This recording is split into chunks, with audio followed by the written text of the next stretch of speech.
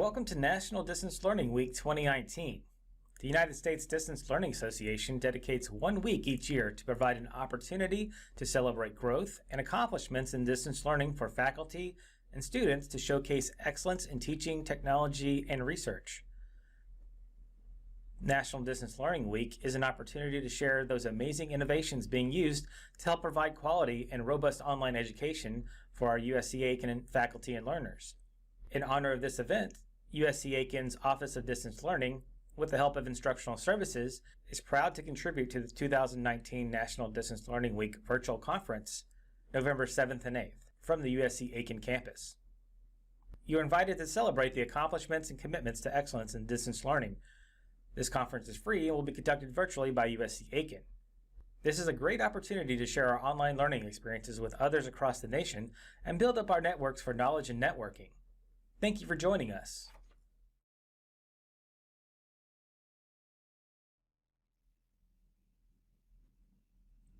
Hello, this is Dr. Jamie Edwards. I am the Director of Distance Learning at the University of South Carolina, Aiken, and this is the Distance Education Report for 2018. The Office of Distance Learning provides support services for the University of South Carolina, Aiken faculty, staff, and students involved in online and hybrid courses. Additionally, Distance Learning offers USC-Aiken faculty instructional design training and services related to online and hybrid course quality, accessibility, and multimedia. Furthermore, the department manages technical support and training for instructional technologies such as USCA, online proctoring, and Blackboard. As USC-Aiken continues to increase the online and hybrid course offerings and the use of digital components in all types of USC-Aiken courses, Distance Learning felt the need to bring awareness to our department services, activities, and initiatives. Most importantly, we want to publish a distance learning report to highlight department accomplishments and successful initiatives for the academic year. Faculty development. The environment of distance learning poses unique challenges. The lack of both informal and formal face-to-face communication can and does result in miscommunication between students and faculty. To reduce opportunities for miscommunication and help advance student success in the online environment, practical policies and guidelines have been developed for distance learning. Since the fall semester of 2017, the Office of Distance Learning has worked with the Center for Teaching Excellence to conduct dozens of workshops on topics including video conferencing, building Blackboard courses, flipped classroom for synchronous learning, making content accessible, curriculum alignment, and software training for USCA and allied technologies.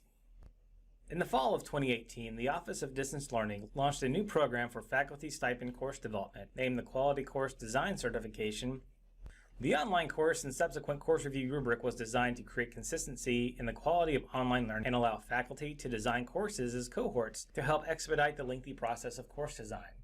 The QCDC course is now offered to faculty every semester.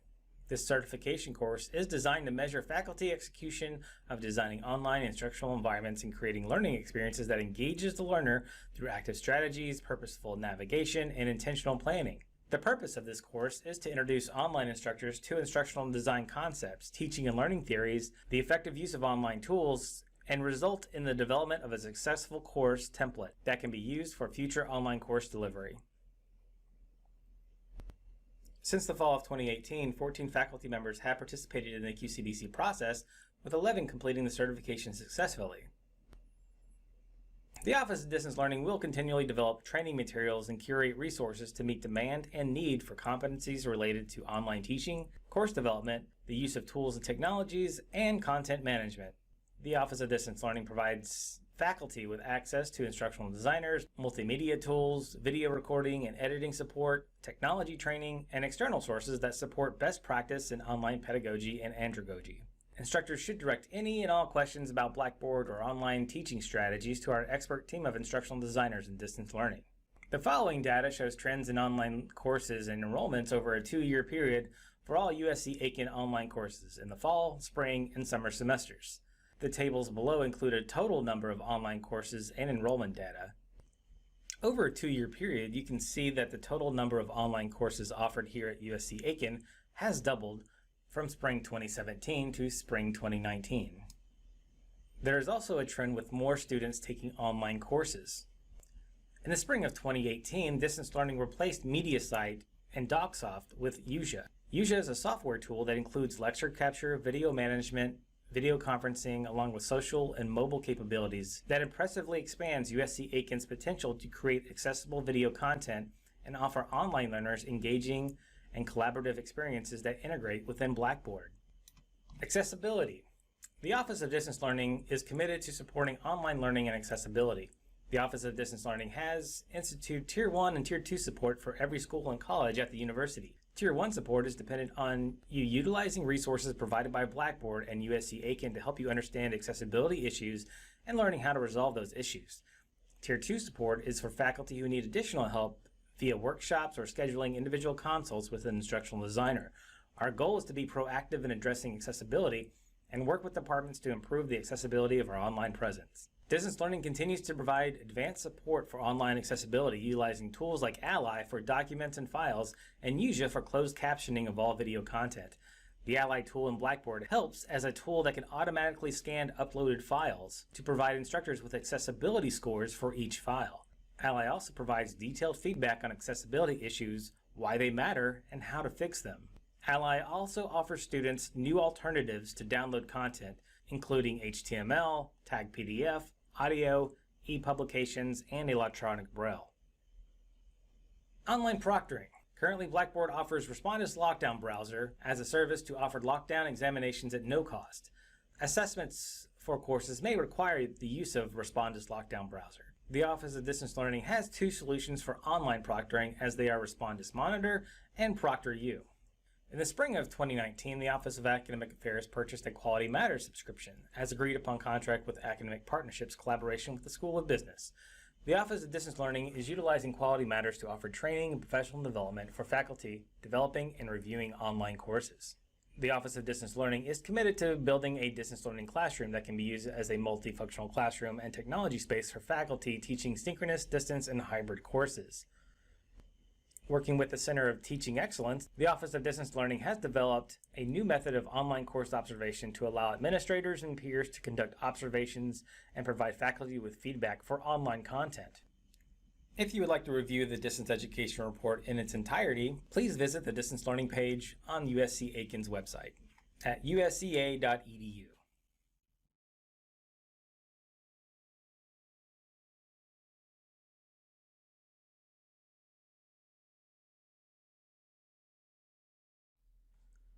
Teaching online means communicating and connecting with students in ways that differ from face-to-face interactions. Often it can be difficult knowing if these virtual interactions are presenting the real people behind the scenes. Through online interactions, learners present themselves as real people through the ways in which they share their personalities. Google Hangouts is a free communication tool that allows users to make contact via video calls, voice calls, or text chat. Hangouts offers quick and sometimes live communicative experiences for students and teachers, potentially going beyond the limited face-to-face communications in a traditional classroom context. In this session, we will explore the reasons behind using quick communication tools like Hangouts as a way to increase social presence. Additionally, we will explore how to integrate this tool within an online course in LMS, as well as various factors to consider when doing so.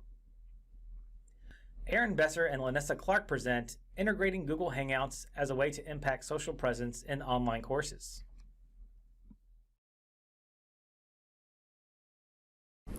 Hello, thank you for taking the time to watch our presentation. We present to you Integrating Google Hangouts as a Way to Impact Social Presence in Online Courses.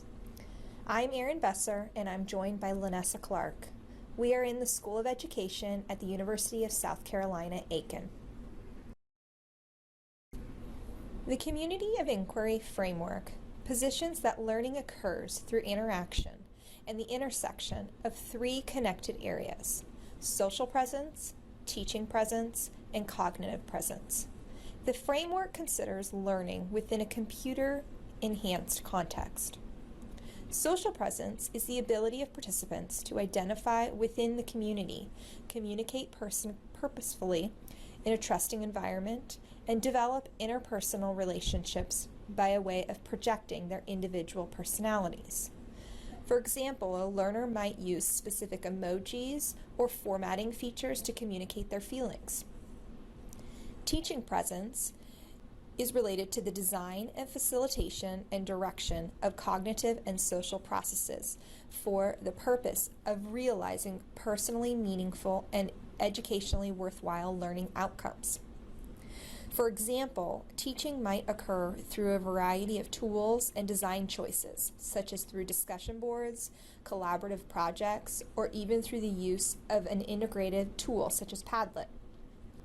Cognitive presence is the extent to which learners are able to construct and confirm meaning through sustained reflection and discourse. This component focuses on the ways in which learners are making sense of their learning. Examining the community of inquiry framework can help guide instructors new to online teaching or help advanced online instructors pinpoint areas for success or continued areas of growth. Google Hangouts is a free communication tool utilizing text, video calls, or voice calls. Affordances offered through Google Hangouts is the ability to provide on-demand, sometimes immediate student-teacher interactions as a way to support teaching and learning. Using Google Hangouts makes use of each component within the COI framework.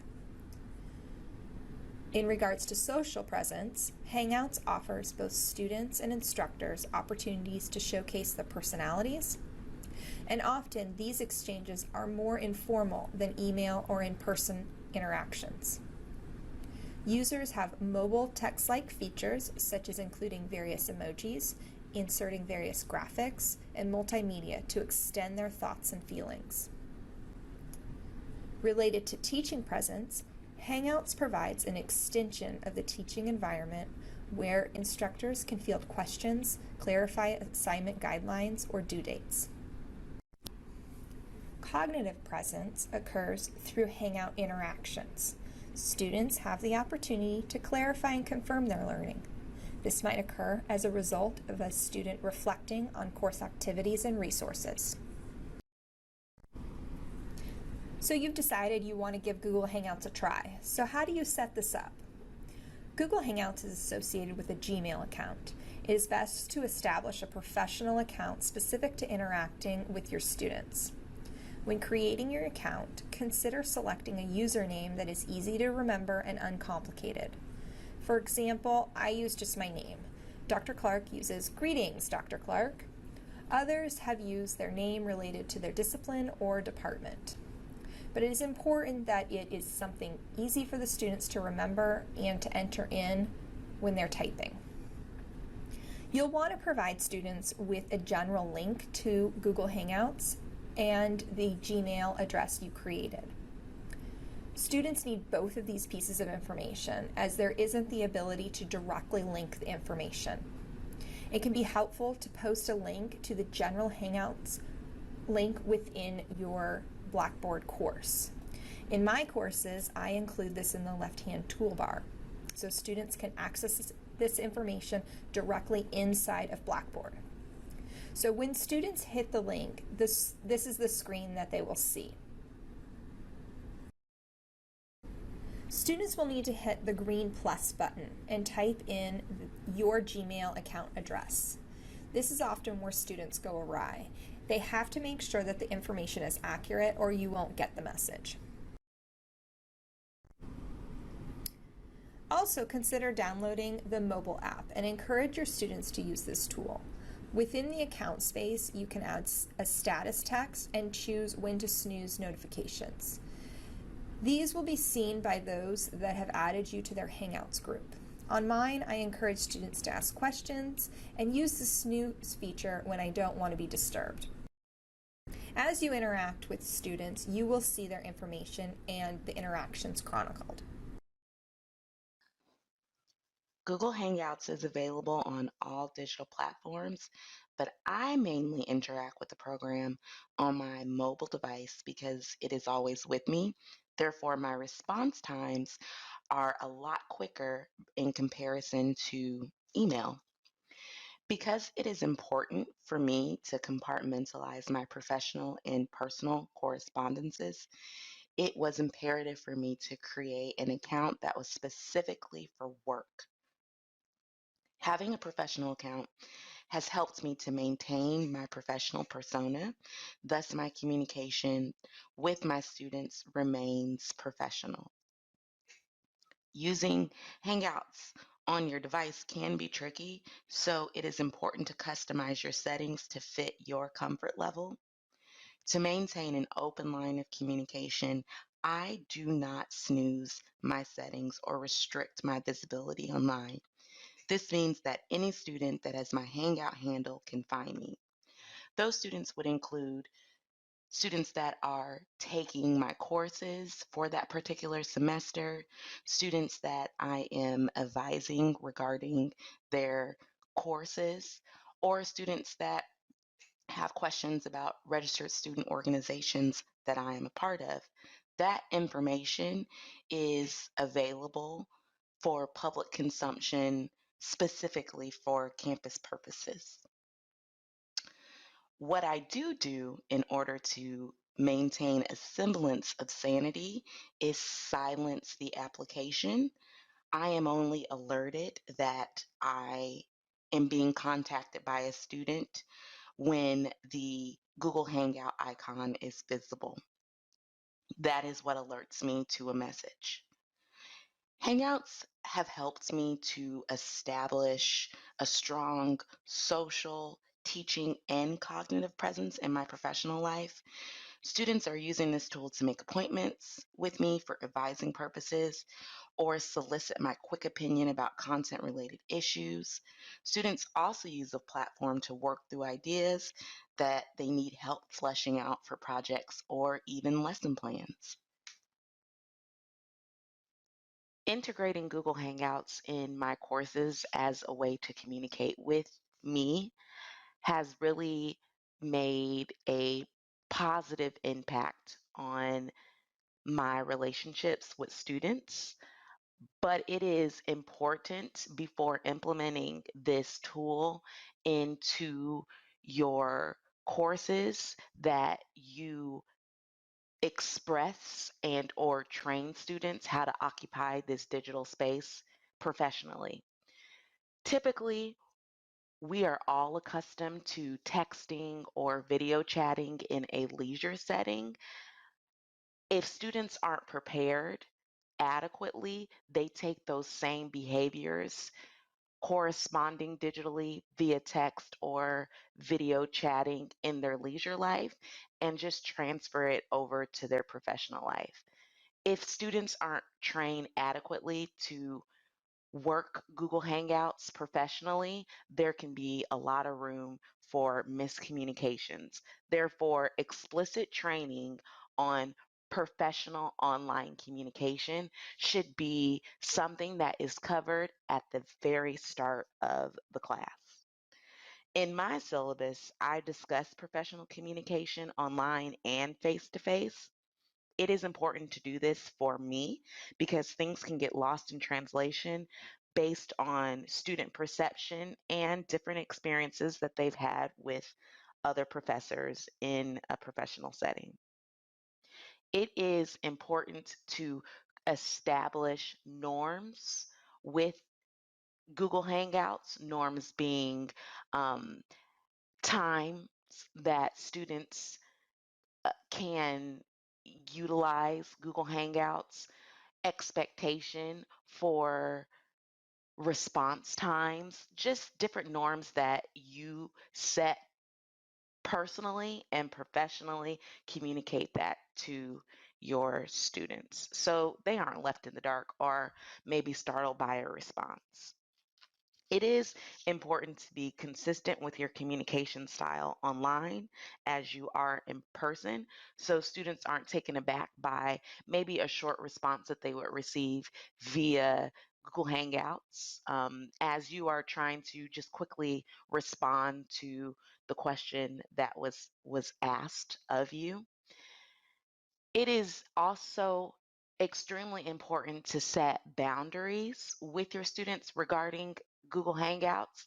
I have communicated with my students that I will likely not respond after 8 p.m. However, that does not stop students from sending me messages at 10:30 p.m. or just last night, I received a message at 12:45 a.m. I wasn't disrupted from my sleep because Google Hangouts is on silent.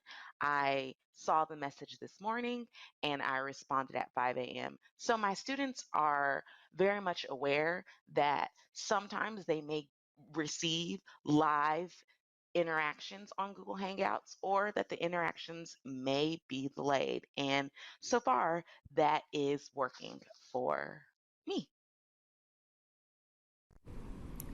Thank you for taking the time to view our presentation. We'd love to connect with you and hear about how you are using Google Hangouts in your classroom to increase your social presence. Please feel free to contact us at the emails listed here. Thanks again for taking the time to view our presentation.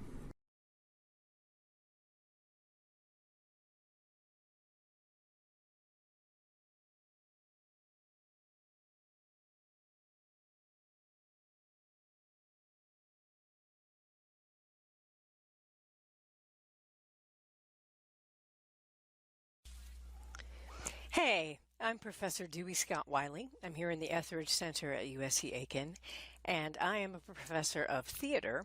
So I have resisted for years, maybe even decades, the idea of distance education and teaching anything online, because most of what I do is really face-to-face, like teaching acting or simulated patient classes, voice for the theater, stage makeup, things where I'm right there in the trenches with the students.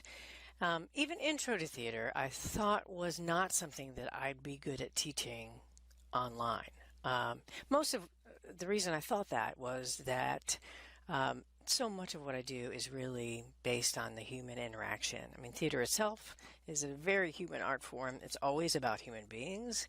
It takes actors, more human beings, to tell the story, and it doesn't exist without an audience, even more human beings. I think you could argue it's the most human of all art forms, but I digress. So I was fortunate enough to check out a quality course enhancement class where I was given lots of tools and resources in order to build quality distance education. And so I'm really grateful for the folks over there in the Office of Distance Education for giving me those tools. So I like to show people things in the theater, whether it's a set being built or invite my students to a rehearsal. And so I was able to do things like that with the many suggestions that I got while preparing my online class. And so I'm offering a little glimpse at what that might look like to give you some ideas perhaps. This is a virtual tour of our theater spaces. And I hope you enjoy. I appreciate sharing. Welcome to the Etheridge Center at University of South Carolina, Aiken. This houses the Visual and Performing Arts Department, but it also has two really unique theater spaces, which we're going to take a look at today. We share a lot of the same common areas for these theater spaces, including this wonderful lobby and gallery area. Let's take a look at these unique spaces now.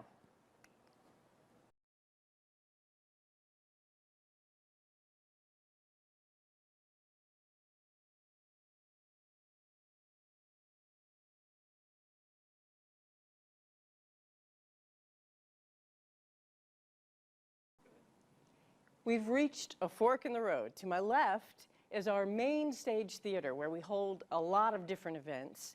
And to my right is our experimental theater. These two spaces have a lot of differences. First of all, the main stage theater seats about 687 people, where this one seats 102. So they're very different in size. They're also really different in what I would call formality. The main stage theater seems a little bit stiffer, more formal, where we've got a lot more casual atmosphere in the experimental theater. But what I really want you to pay attention to is the difference in actor-audience relationship. In other words, how the audience is arranged in relationship to the acting space. That's what's important. Let's take a look. Hey, we're in the O'Connell Theater. It was originally called the Experimental Theater, and we'll talk more why it earned that name in just a moment. The O'Connell Theater is one of our two spaces. Again, this is the smaller of the two. What I want us to notice is that it's got audience on three sides. This is called a thrust theater. Thrust is the oldest type of theater arrangement. The ancient Greeks had their theaters built on hillsides, and at the bottom of the hill was the acting space, and then the audience covered, like this theater does, 2/3 of the playing space. So this is the oldest type of theater arrangement, also very popular during Shakespeare's time in Elizabethan England. So we see lots of thrust theaters around the world. The great thing about them is that we have a lot of intimacy. We can get really close to the actors as audience members, but we also have one side that we can hide things from the audience. So we can put walls here, we can put elaborate scenery up here, we can change scenery if we want to. We do have stage left and stage right wings that we can hide things from the audience. And so this is really, really useful. We can have some illusion, some elaborate scenery, but the downside to thrust, or the tricky part really, if we had to list a con, is that we can't have any elaborate scenery down here because it would then block the view of the patrons on the sides. We also have to change the stage picture a great deal, because if this was another actor and we were standing next to each other like we would in real life, talking to each other, this is terrible for this picture in a thrust space, because this person is blocking me and I am blocking this person from each other. So we have to sort of move off of each other's opposite shoulders in order to make this work. So it makes staging and designing scenery a little bit tricky, but it's a great actor-audience relationship. Remember, this is a small thrust. We can have thrusts that are thousands of seats. This only has 100 seats. But what's important in the difference between the two theaters is not the size, but the arrangement.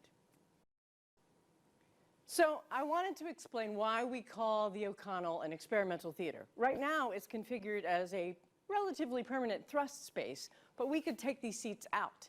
It was originally designed as a black box space. Black box spaces are multi-purpose theaters with flexible seating. This seating isn't flexible, but if somebody wanted to donate banks of movable seats, we could make this a flexible space. What makes it multi-purpose and what makes it a flexible space for us is what's going on above me. This is a lighting grid that has the ability to hang lights anywhere in this room, and therefore we could put the stage space anywhere in the room. We could put the audience where you are and put the actors here if we wanted to. So it's the overhead that makes this really, really flexible. It's thrust now, but we could change it in the future. Here we are in the backstage area of both theaters. When you exit stage right of the main theater or stage left of the O'Connell Theater, you end up here. This is our atrium. And down the hall to my right are all of our dressing rooms and our costume shop. And our scene shop is over here to our left. Let's take a look at that real quick. Here we are in our scene shop. It's kind of condensed. So I think when they were building this building, they started to run out of money. And this scene shop, according to folklore at least, was supposed to be at least 3 times the size that it is. What makes it tricky being this small is that it's really hard to lay scenery out on the floor to paint it, especially if we have a really big set. We have to do it in kind of pieces, which slows us down a great deal. We also can't really store a whole lot. We have to usually take almost everything apart and reuse the materials, where some theaters may keep a lot of walls in stock intact.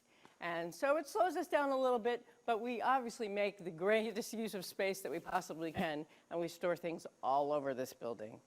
Let's go take a look at our main stage. Here we are in our main stage space.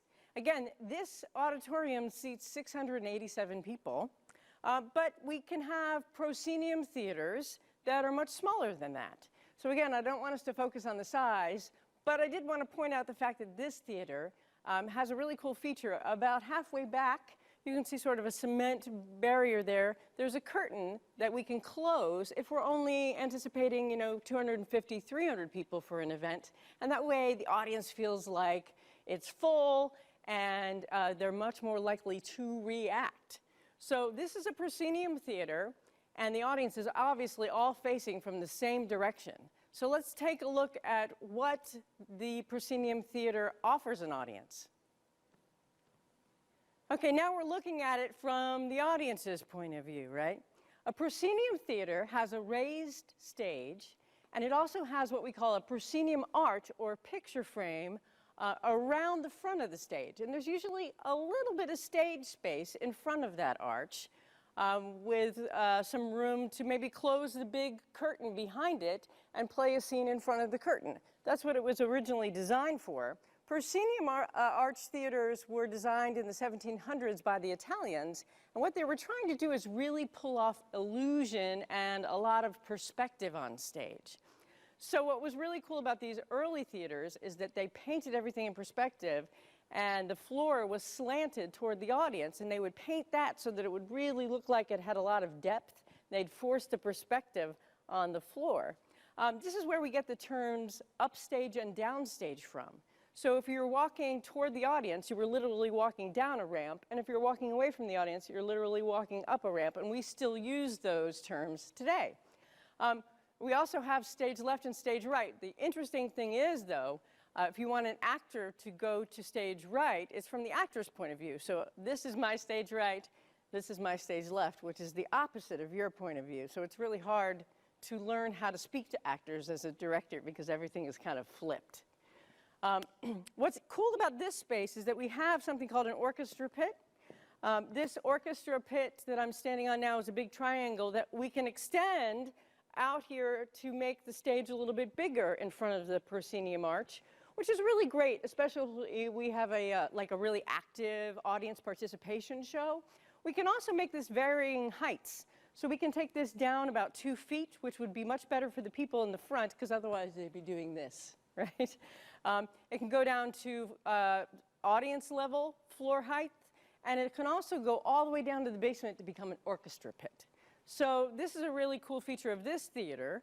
Again, if we were doing a show in this space right now, we wouldn't want people to sit in the front row because there'd be no way for them to see really well beyond where I'm standing right now. What this proscenium arch hides from the audience is a lot of really, really cool scenery, soft goods, things that fly in and out, and lighting instruments. And so these are the most popular types of theaters in this country because they offer the most variety for illusion, most opportunity for special effects, realism, changing scenery. They usually have a really deep stage space, and because the audience is only facing from one direction, we can really fool the audience on a lot of different things, from stage combat to magic to people flying. All kinds of special effects are done in proscenium theaters, and we'll show you what you can't see from the audience perspectives when you come up on stage. Okay, so what we have behind the proscenium arch are wings, stage left and stage right. This is where we can hide actors. We have curtains we can bring in to hide things that are back there, from scenery to dancers or actors to lighting instruments. We also have a fly loft above us where we can fly in scenery, we can fly in backdrops, and obviously the lighting instruments are up there above the stage out of the audience's view. It's really easy to spot a proscenium theater on a college or high school campus because this fly loft is exactly the height of the opening of the stage space. So there's another 60 feet of ceiling above the proscenium theater height. So I can always show up at a high school and look around and be like, oh, there's the theater over there. Most of you probably went to high schools with proscenium theaters in them, and again, they are the most versatile, and they are the most widely used in this country. Most of the Broadway theaters are proscenium. I think the trickiest thing is it does not have a very intimate actor-audience relationship. So if you really want a more intimate feel with an audience, you're probably going to choose a different type of location for your play. Fortunately, here we can pick and choose, and we use the spaces equally as often. So that's the Etheridge Center. Remember, these two theater spaces are really different in their size and their vibe, but what really we want to focus on is the actor-audience relationship. The proscenium theater has audience facing from one direction, and those are really great for creating illusion and changing scenery and special effects, where the thrust space has one wall where we can do some elaborate scenery and special effects and whatnot, but it's really big on actor-audience relationship. So we'll look at the other types of theater spaces in the PowerPoint. Thanks for coming on the tour.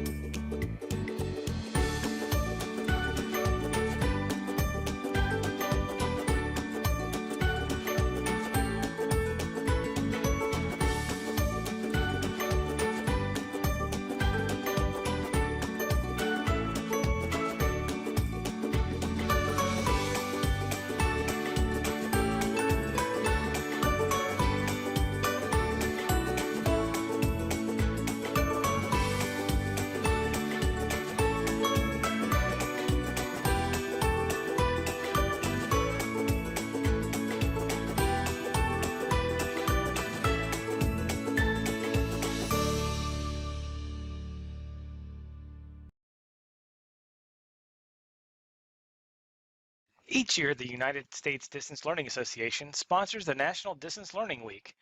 During the week, several organizations around the world host a series of events, including webinars that are open to the public. This week is intended to highlight distance education and the great work universities and other organizations are doing in support of the learners studying at a distance. This year, USCA Aiken is helping to connect people to all of the events taking place and will host a number of video presentations by various colleges and departments across the university to share ideas and experiences in online learning. Faculty, staff, and students are all encouraged to participate in the efforts to improve our distance learning experiences and work together to meet the needs of our online courses and the students. Thank you for joining USC Aiken for National Distance Learning Week.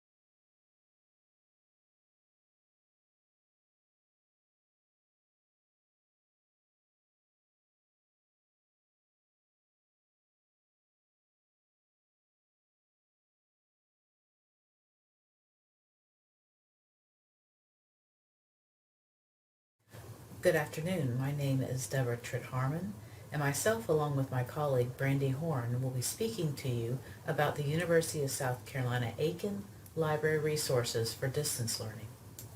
In this session, you will learn more about an overview of some of the special services we at the Greg Granville Library have available for online learners, opportunities for embedding librarians online, as well as ways that faculty can best connect their students to the online library. Let's get started by showing you how to access the library webpage. From USC Aiken's homepage, usca.edu, If you scroll over academics, the first link under academic resources says library, and that's going to take you to our library homepage. The first thing you'll notice on our library homepage is a research toolbox in the middle of the page. This is going to be your main quick access point for looking for books or different databases, etc. What we're going to focus on today, though, are some of the resources and tools available through our faculty staff portal, and this is located in the bottom center of our homepage. On the faculty portal page, you're going to see an overview of some of the major services and resources we have available for our faculty. Now, for distance students, we do have some special research support available for them. So from this main page, I'm going to show you some of the overview of some of the neat things we do for our distance learners. So if anybody needs help with research, so if they have questions about finding articles or accessing the databases, there's a couple of different ways that our students can access us. And one of the main ways that's kind of neat for our distance learners is that we have chat with the librarian Monday through Friday, 24 hours a day. So it means at 2 o'clock in the morning on Tuesday, one of your students can contact the librarian and get assistance. And then on Saturday and Sunday, chat is available from 8 a.m. to midnight. Students can also schedule an appointment with the librarian. So if they want to meet with us via phone or web chat, we can meet with them for up to an hour and they can schedule an appointment. We can meet with them Monday through Friday between 9 a.m. and 5 p.m. Eastern Standard Time. They can also call us. And another popular option, especially for our distance students, is they can email us. To email us, they simply click this link, fill out a form, and it will submit an email to us, and we usually are able to get back with them within 24 hours, of course, except on weekends and holidays. In addition to one-on-one support for our students through Ask a Librarian, we also do provide library instruction. And I'm going to let my colleague, Professor Brandy Horn, talk to you a little bit more about our library instruction program with a specific focus on distance learners. Hi, as the point person for information literacy efforts and library instruction on campus, I'll likely be your first contact regarding library instruction requests. If your students will be tackling any research-based assignments, we encourage you to schedule a library instruction session for them so that we can show them how to engage in the research process, the most appropriate resources for their assignment, and how to use those resources effectively. On this page in the center box that says library instruction, you'll see the link to the library instruction request form. If you click that and then fill out the form, as you go through, you'll see that there are questions like time class meets, preferred date of instruction, alternative date of instruction. If your class meets asynchronously or is online, just make that clear in the request, and then whichever librarian ends up teaching the class, they'll be in contact with you to work out the details. Important to include, though, is a description of the assignment. Whichever librarian will be teaching the class will then follow up with you and potentially ask for a copy of the assignment and maybe a copy of your syllabus so that we can be sure to tailor instruction or the resources that we create to the specific class and assignment. Towards the bottom of the form, we have a section where you can indicate the specific needs that you have for the class, things that we commonly cover in these sessions, accessing the online catalog, finding periodical articles, evaluating web resources. Check all the items that you would be interested in having us cover. Depending on the length of the class, time may not allow us to cover everything. So that can be a conversation that you have with the librarian that's assigned to teach the class. But also, we do have faculty who bring their students in for multiple library instruction sessions, sometimes consecutive sessions where maybe the first one talks about the research aspect of the assignment and the second session talks about how to cite the sources found. Or they may have the librarian come multiple times during the semester, either at the beginning of different research assignments or come in for different phases of the same research assignment. So just know that that's something that we are more than happy to do if our schedule and calendar permits. That is definitely an option that's available to you. In addition to face-to-face instruction, we can also create asynchronous tutorials, which can take the form of videos or even course guides. An example of a course guide that we've created for English 101 for Dr. Warren's class, she has an assignment called the Can of Mystery, so we've created a course guide specific to the Can of Mystery assignment. We have the introduction, we talk about how to find books, but how to find books dealing with the kind of topics that that assignment requires, the specific databases that you would need to find research for that assignment, and websites that could potentially be useful for completing that assignment, and some, search tips. So this is a guide that's created to support a very specific assignment. And so this is something that we can create for your classes as well. When it comes to these asynchronous tutorials or online course guides, these are things that take time to create, so we would need considerable advance notice. And it's something that the librarian would discuss with you to work out the details to make sure that we create exactly what your students need. But again, asynchronous tutorials and these online course guides are something else that we can create for your students to support their research needs. In addition to these course or assignment-specific resources, we have some more general resources available for your students. Back on the Faculty Staff Services page in the library instruction box, you'll see a link for tutorials, and my colleague, Professor Harmon, will talk more about those. In addition to the course support that we can provide, as my professor Brandy Horn said, we do have some general tutorials provided for our students. These tutorials are all placed on our YouTube page, and the strength of our online tutorials is really connected to the different citation guides. We have tutorials based on all the different parts of citations. So for Chicago, for APA, for MLA, we do have some citation videos supporting that. And of that, we do have some other generic tutorials like using the paging service, borrowing books from other Pascal libraries. So we do have additional videos in our online library to support our students and faculty. So the next portion of this presentation is going to dig in a little bit deeper and talk about resources for distance students and faculty, and then also talk a little bit about how we can best link our students with these resources. For our books and media, we now have over 300,000 electronic books available through our catalog. The easiest way to see if we have a book or an ebook available is to go to our catalog and type in a key term. And the results page will be stuff from our library catalog. You will notice is that we have books, but we also have ebooks available through our catalog. Now, to access an electronic book, what you do is you click on the title of the book. A record page will show up, and in the middle of the page there will be a link that says connect to, and that is going to connect you to the electronic books. So I'm going to click on the link. It's going to ask me to identify my campus. In my case, it's USC Aiken. If I am off campus, it's going to ask me to log in, and we're going to talk a little bit about off-campus login in a moment. But if I'm on campus, it's going to let me through, and then I'll want to go through, and we do recommend that you click on the full text link. Either it'll be a PDF full text or an EPUB full text, and this is actually going to open up the PDF reader for the electronic book, and then you have full access to the book online. And then you'll either be able to go page through the book, or you can actually go through and full text search within the individual book.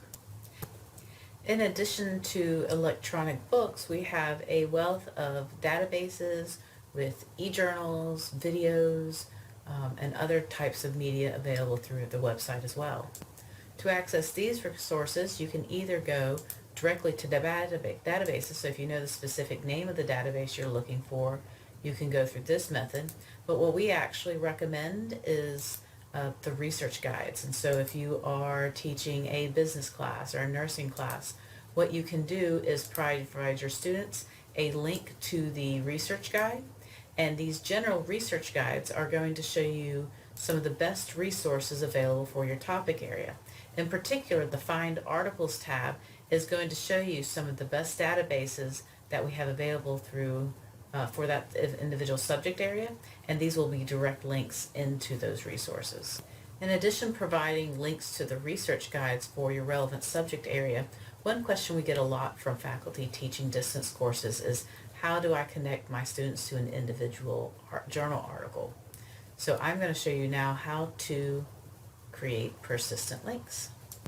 And to do this, and to find the instructions on how to do this, we're going to click in on our old friend, the Faculty Staff Portal, and then navigate to the right-hand side of the page, and under Teaching Support, I'm going to look for Persistent Links and click on that link.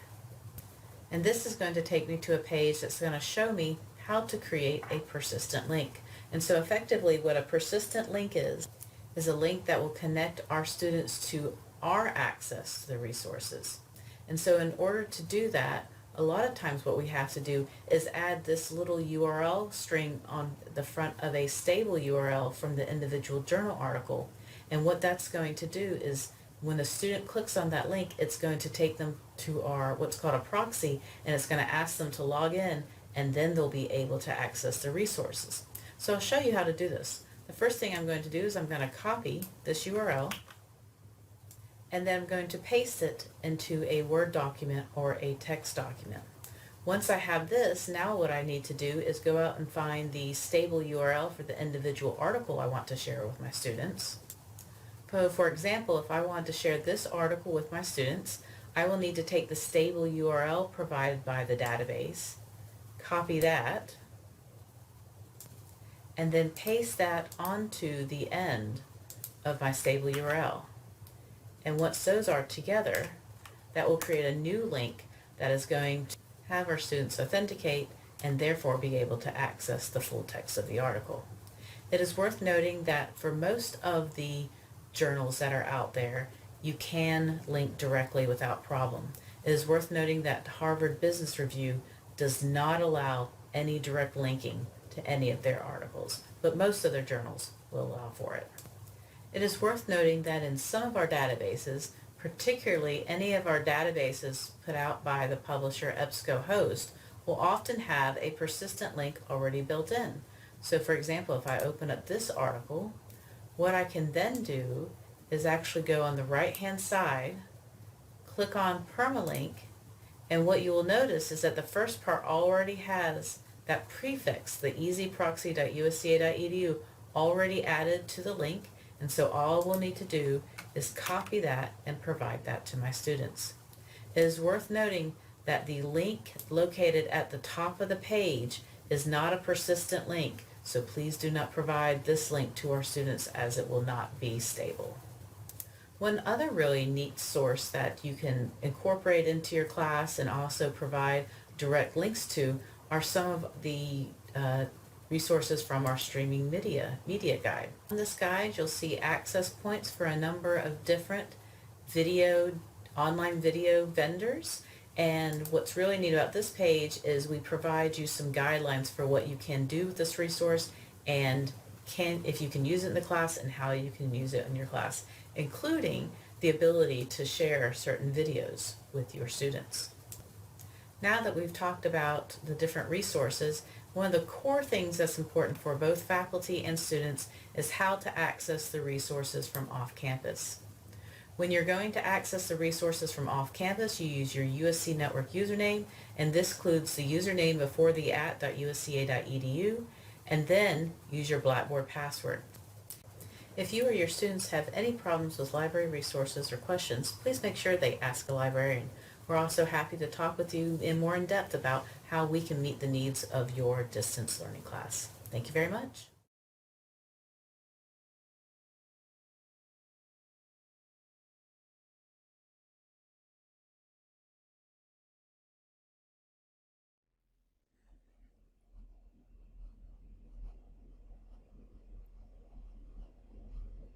Welcome to National Distance Learning Week 2019. My name is Dr. Jamie Edwards. I am the Director of Distance Learning at the University of South Carolina, Aiken. The theme of this presentation is on designing quality online learning experiences. If you teach an online course, you can become overwhelmed by the amount of work involved in designing a course. This includes uploading assignments, grading, giving student feedback, and overall course management. Ideally, when you deliver an online course, you would want the entirety of the course to be complete. It's really hard building a course from week to week, and sometimes we're put in that position of having to teach an online course that's not well developed or that hasn't been taught online before. But when we do that, or even when we build a course with the best intentions, sometimes the details can get lost, or there's problems with students meeting your expectations. And sometimes we can lose sight of the larger goals of the course. And that's okay, because it happens to all of us. No instructor is perfect. It just takes some time and experience to get used to teaching online. So the purpose of this presentation is to take a look at what we are actually presenting to our students as online instructors, and really focusing on the content and the related assessments and how they meet the goals and objectives of the course. So what are your online students actually learning? So in this presentation, we want to focus on breaking down the process of developing objectives and alignment and assessment, promote foundationally solid methods to improve our online teaching, create a variety of assignments that are engaging and reflective for our students, and build the confidence of what we design for our students through curriculum mapping. So what are we talking about? First of all, the foundation of your course is built on learning objectives. These are the things that you're promoting for your students that they're going to learn to complete the course. The objectives of the course are the foundational elements of your course, and that's what the students are going to learn to actually complete the course successfully. So you want to ensure that your objectives are measurable on both the course and module level objective. And one common way to do that is by applying Bloom's taxonomy.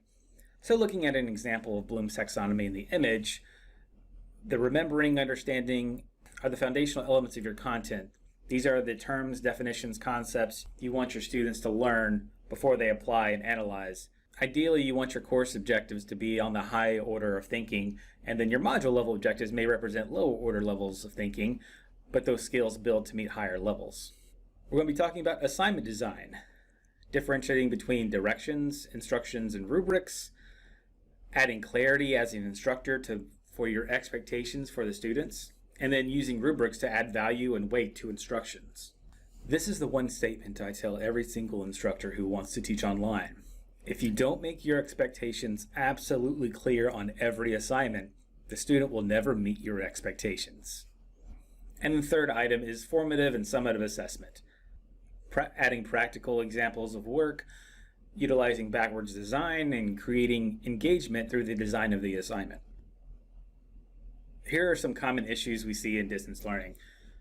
Poorly written instructions, minimal or vague instructions, even sometimes the instruction is too complex or confusing. Often I see poor spelling and grammar and formatting when assignments are actually graded for grammar and formatting. Sometimes there's a lack of assessment criteria where you add instruction but don't add that as part of the overall grade or assessment. Inconsistent grading methods where there's no rubrics or listed grading criteria, so students are graded against each other rather than a specific set of criteria that tries to meet a learning objective. And also a lack of modeling or examples for students to follow. And what we're trying to do when we build assignments is we want to ensure that students are confident after reading the instructions they can submit the assignment successfully, and it's also clear how they will be graded on that assignment. Everything in your online course should have an obvious purpose. Content can bridge the materials and resources to the activities and assignments, and can include detailed instructions, summaries, overviews, PowerPoint slides with commentary to add context, video lectures, external resources or websites, and additional multimedia content. The content you provide for a module or a unit should work together, and you should be able to tell students how to use the content you give them to be successful. Content should meet one or more of the following. It should create engagements or interaction to create an outlet for diverse perspectives or sharing of ideas. It should engage the user to become more familiar with the digital classroom space and the tools. and reward student efforts based on the observed behaviors or the accomplished skill sets. So if you've taught online or even face-to-face or hybrid, think about a past assignment that you've given to your learners. How successful were they overall in completing it? Did they meet your expectations when you graded the assignment? Do you feel like the activity may have been too easy or too difficult based on the overall grades? Were your instructions minimal or too complex?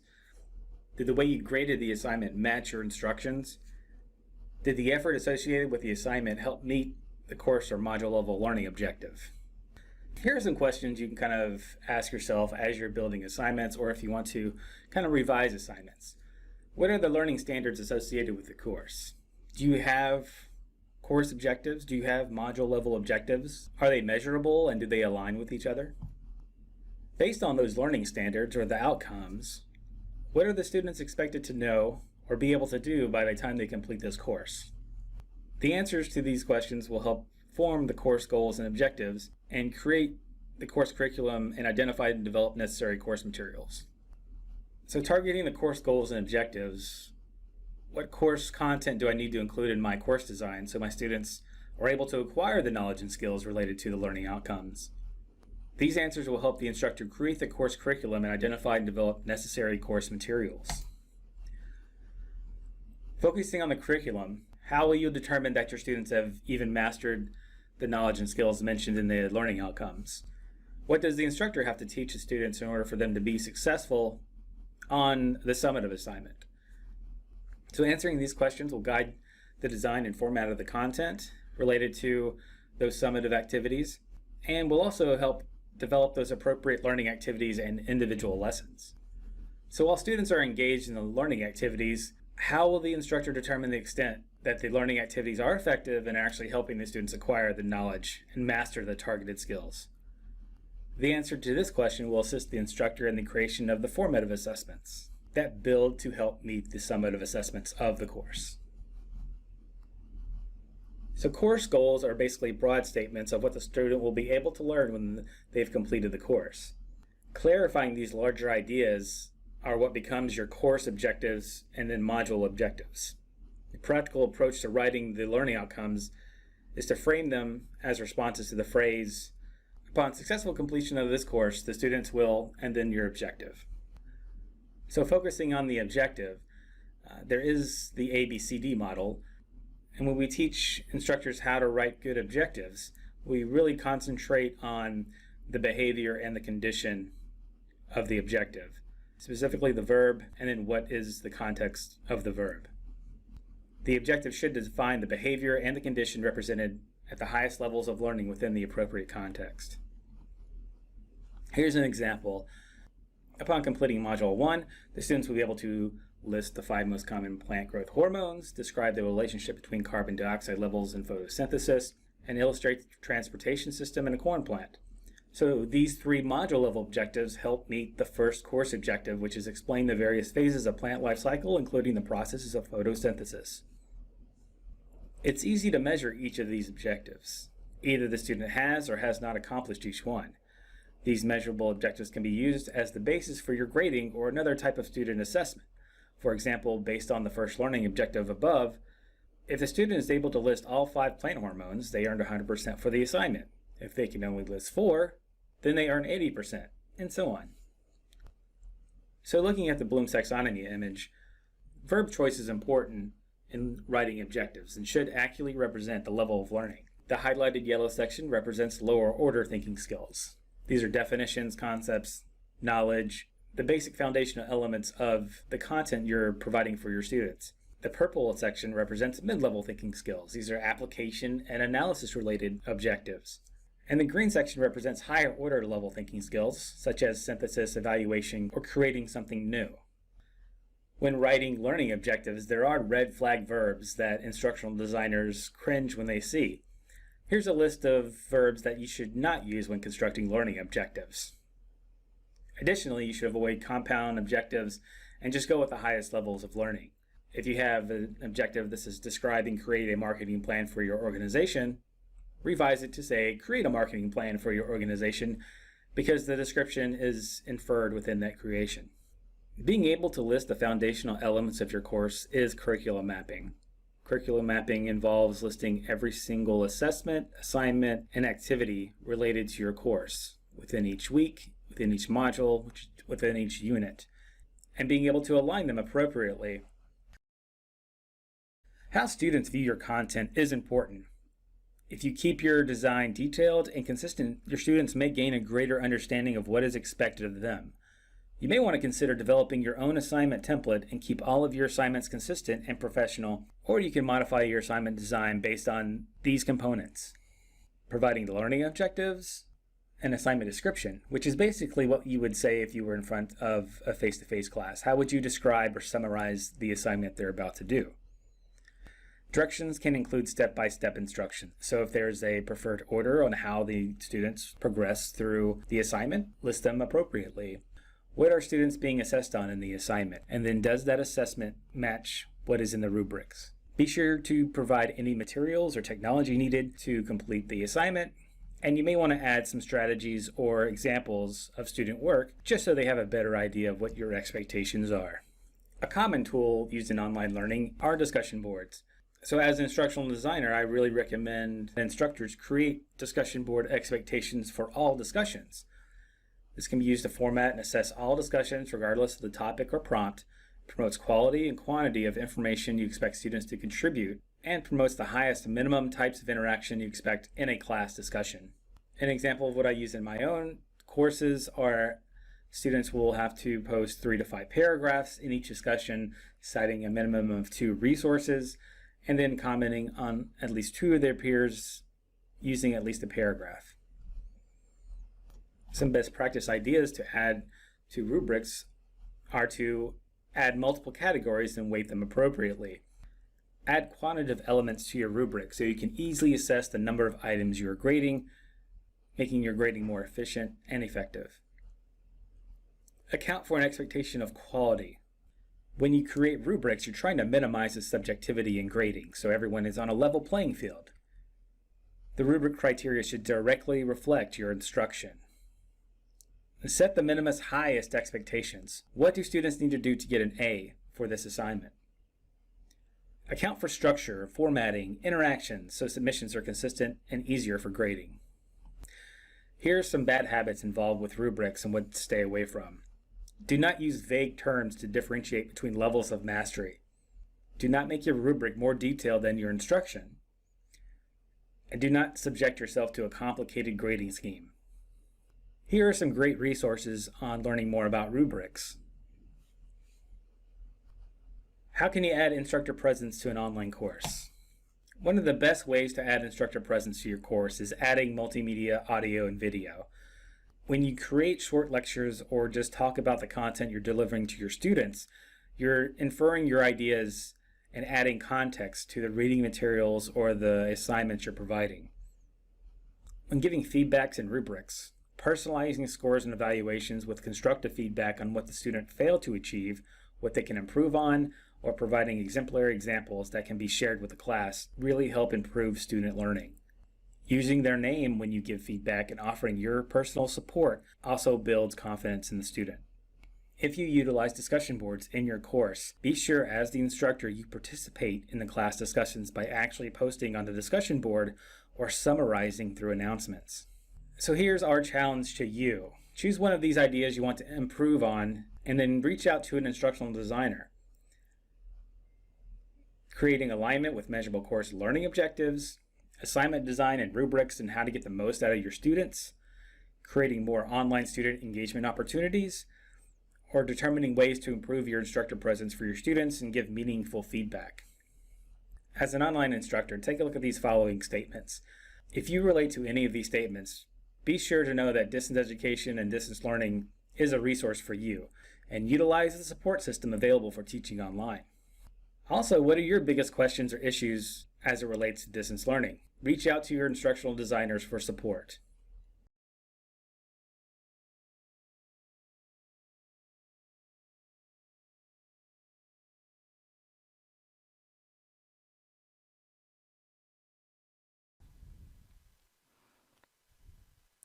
Hello, my name is Regine Monestime, and I am an instructional designer with the Office of Distance Learning here at the University of South Carolina, Aiken. Welcome to Ready, Set, Blackboard Collaborate. In a fully online course, many professors have expressed some frustration about adding synchronous components to their online course. Because an online course is considered asynchronous, professors cannot penalize students if they are unable to attend any live sessions added to the course. How do we bridge this gap? What's the best way to have synchronous components in an online setting? In trying to solve this issue, I explored the use of Blackboard Collaborate Ultra and how professors can accommodate both the learners that can attend a live session as well as those that cannot. Through the use of Blackboard Collaborate, professors are able to conduct those live sessions, record those sessions, post those sessions to their course, and create an assignment to be completed around that recording so that those that were unable to attend the live session can also attain participation points. Not only can you use Collaborate for live discussions and collaborative group assignments, you can also use this tool to hold virtual office hours.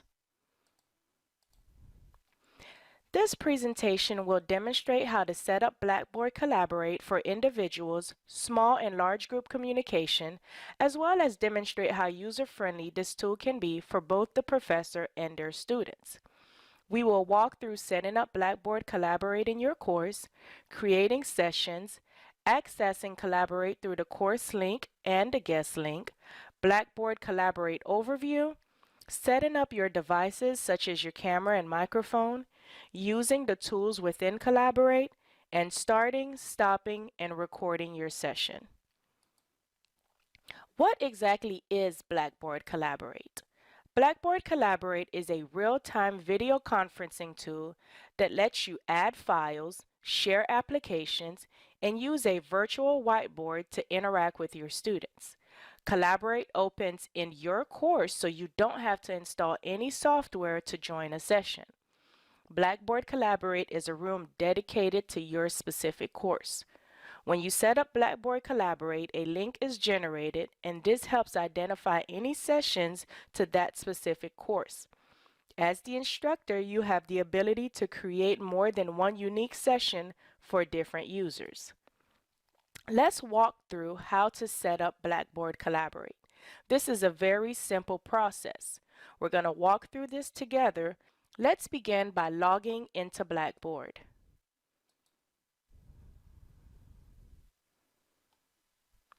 When you log into Blackboard, select the course where you will hold your Collaborate session. Decide where you want the link to live, whether it be in your course modules or your Start Here page. For this demonstration, we'll use the Start Here page. You can access Collaborate in one or two ways, either going through the Tools option under the navigation, or right up here I'll select Tools, scroll down to More Tools, and look for Blackboard Collaborate. When you click on Blackboard Collaborate, the following window will open.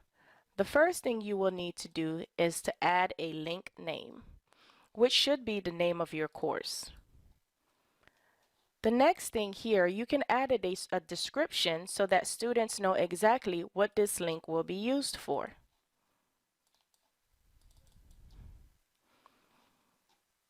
Then we'll scroll down under Options and make sure that this link is available to students, and then we'll go ahead and hit Submit.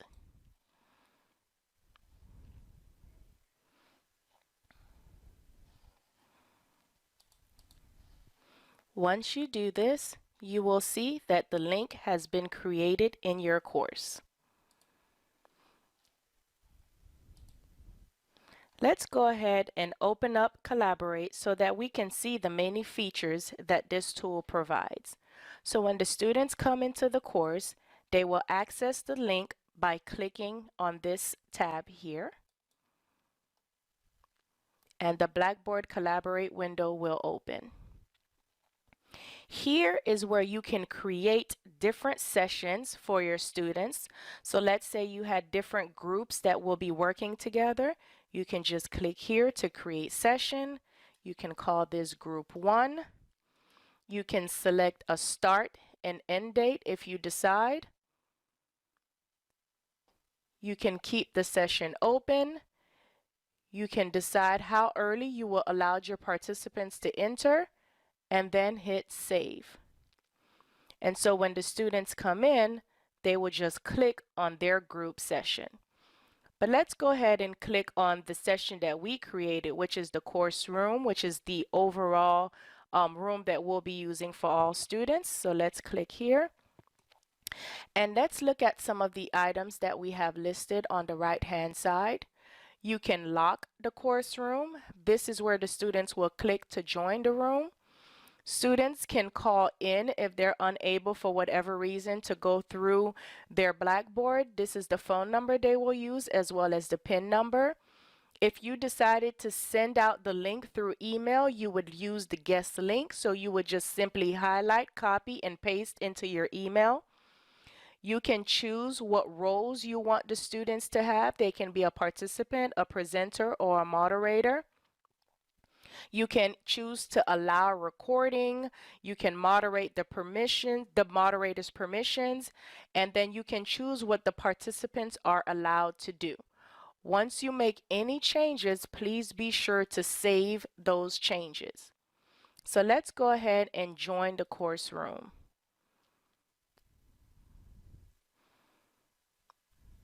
When you join the room, the following window will open. As you can see, I'm the only participant in the room, so the room is currently empty. Let's go ahead and look at the options in the Open Collaborate panel. So you have a chat box, attendees icon, a share content icon, and a My Settings icon. Let's go ahead and click on the My Settings icon so that we can see what our options are. Here, you'll see that I am the moderator. So as the professor, you will see your name here. And so what you would want to do, if you decide to, you can go ahead and edit your profile picture by clicking on it and then uploading a picture of your choice, adjusting that picture, clicking I like it, and then your picture will show up here, and then you save. The next thing we can talk about is the audio and video setting. So here is where you can set up your camera or microphone, use your phone for audio. The speaker volume and the microphone volume are also here, so you can adjust those. So let's go ahead and set up your camera and microphone. So you would click here. And then as you can see, you have a drop-down menu with different default options. So you would choose the best option. So I will choose my headset. And then I would click yes, it's working, because as you can see, the bar is moving here. And if it wasn't working, I would click no, I need help. And then another tab will open to Blackboard Help, and it would walk you through how to set up the microphone. So let's go ahead and click yes, it's working. The next thing you want to do is to add your camera. Again, choose the best camera. And here's my camera. You can see me here. Again, if it wasn't working, I would click no, I need help. A tab will open, and Blackboard Help will walk me through how to set up my camera. But since it's working, I'm going to click yes, it's working. Okay. You also have a notification setting where you can go here and select or deselect any of the options here for people that have joined or left the breakout sessions. If someone posted a chat message, these are the different options, and you can go through these and select what best fits your live session. Also, you have session settings, and here's where you can choose to share or not share the audio, choose or not share the video. It's up to you, and then you can also report any issues. Okay, here under the Attendees tab, when you have more than one attendee, all of the students would be listed under this Attendees tab. And then the chat button, you have an option of chatting down here. You have a chat box, and then you can also either chat to everyone or chat to a specific person once the list populates. Here, again, you can see my profile picture. My audio is currently muted. I am not sharing my video, but if I were to click here, I would share my video. And as you notice on the left-hand side, my video is populated down here. Now, if you had more than one student or several students in the course, in the live session, what would happen is it would look like the Brady Bunch intro page with just different little blocks of images. And so here as well is where students can raise their hands to ask a question or be given permission to speak. So let's look at the open session menu. This is where you can start and stop your recording. This is where you can use your phone for audio. And again, you'll just be using that same phone number and PIN.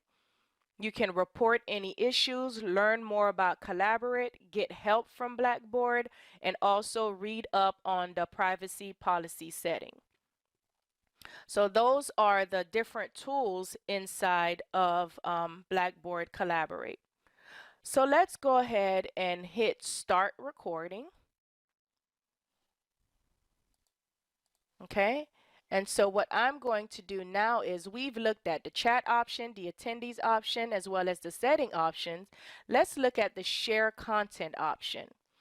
This is where you can share a blank whiteboard with your students. And so if you chose to do this, you can click on the text option here, choose a color of your choice, and then you can just begin typing.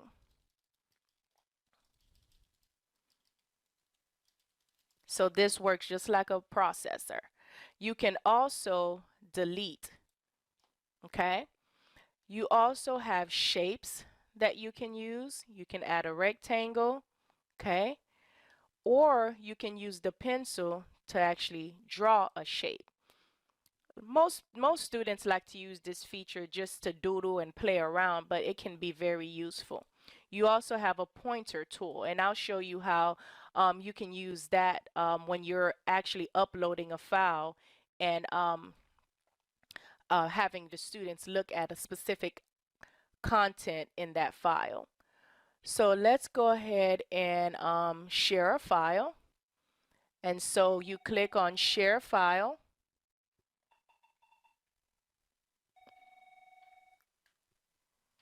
Okay, after you click on share file, you go to add file. Select the file, open,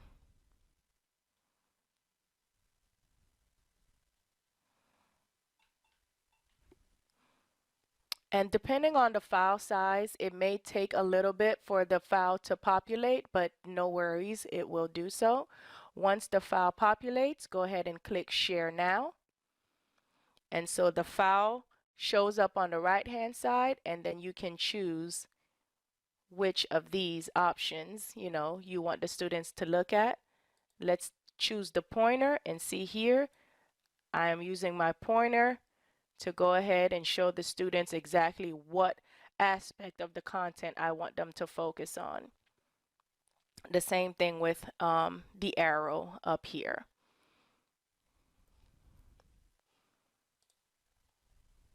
Okay. Let's go back here. Go back to share files. You can share your application or share your screen. So basically you would just click here and share your screen. If you had a PowerPoint on your screen you wanted the students to view, you could either upload that through share files or just share your screen. You have polling option. You can use a timer, and you can read up more on those if you choose to use them. And then here is where you can set up the different breakout groups and you can add the different members of the group and go ahead and have these sessions break out, and then they can go ahead and speak amongst one another. For this demonstration, I am unable to do this since I am the only one in this session. So let's just go ahead and close out of that. And then once you're done, you go back up here to the Open Sessions menu, and you want to stop the recording. Okay, and right here you'll see it says recording has stopped. Okay, and also in this panel is where you can go down and actually leave the session.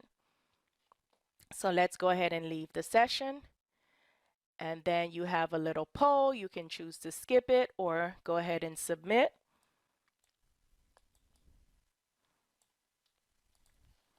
Okay, so let's go back into our course.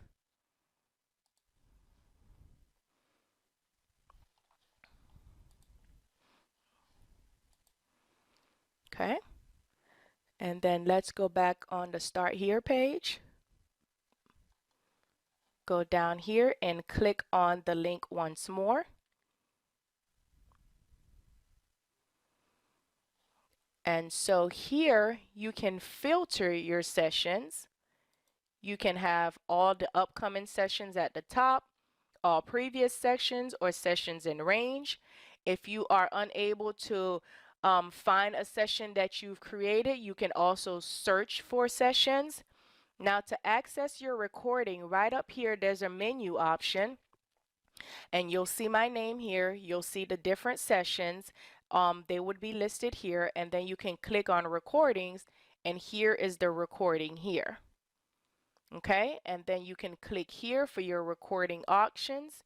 You can edit the name of the recording, delete it, copy the link to be shared with your students, as well as add caption sources to your recording. Okay, recorded sessions are saved as MP4 files. Students can view the recordings in the course they're enrolled in. If you want to give them downloading permissions, you would have to do so in the panel where we went under settings. Everyone can view the recording from any device as often as they want. There are no limits to how many times you can view the recording.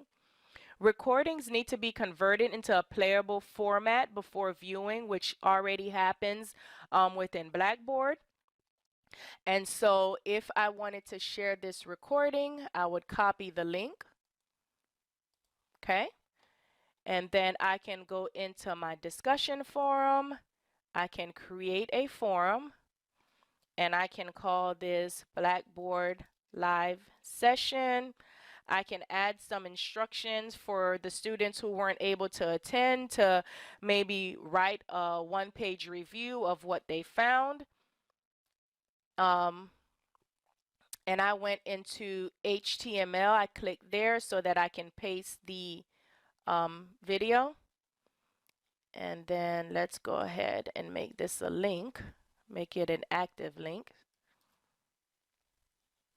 I want it to open in a new window, insert, and then submit. So when my students come into the course and they scroll all the way down, they can just click here and watch the recording that we just created. Again, we are here to help. I know this was pretty brief, but I hope that you've learned some things about how to use Blackboard Collaborate. Feel free to contact the Office of Distance Learning if you want more information on Collaborate, as well as maybe you want to log into your course, set it up, and just practice using Collaborate, playing around with the different tools within it. So just give us a call and we are here to help. Thank you.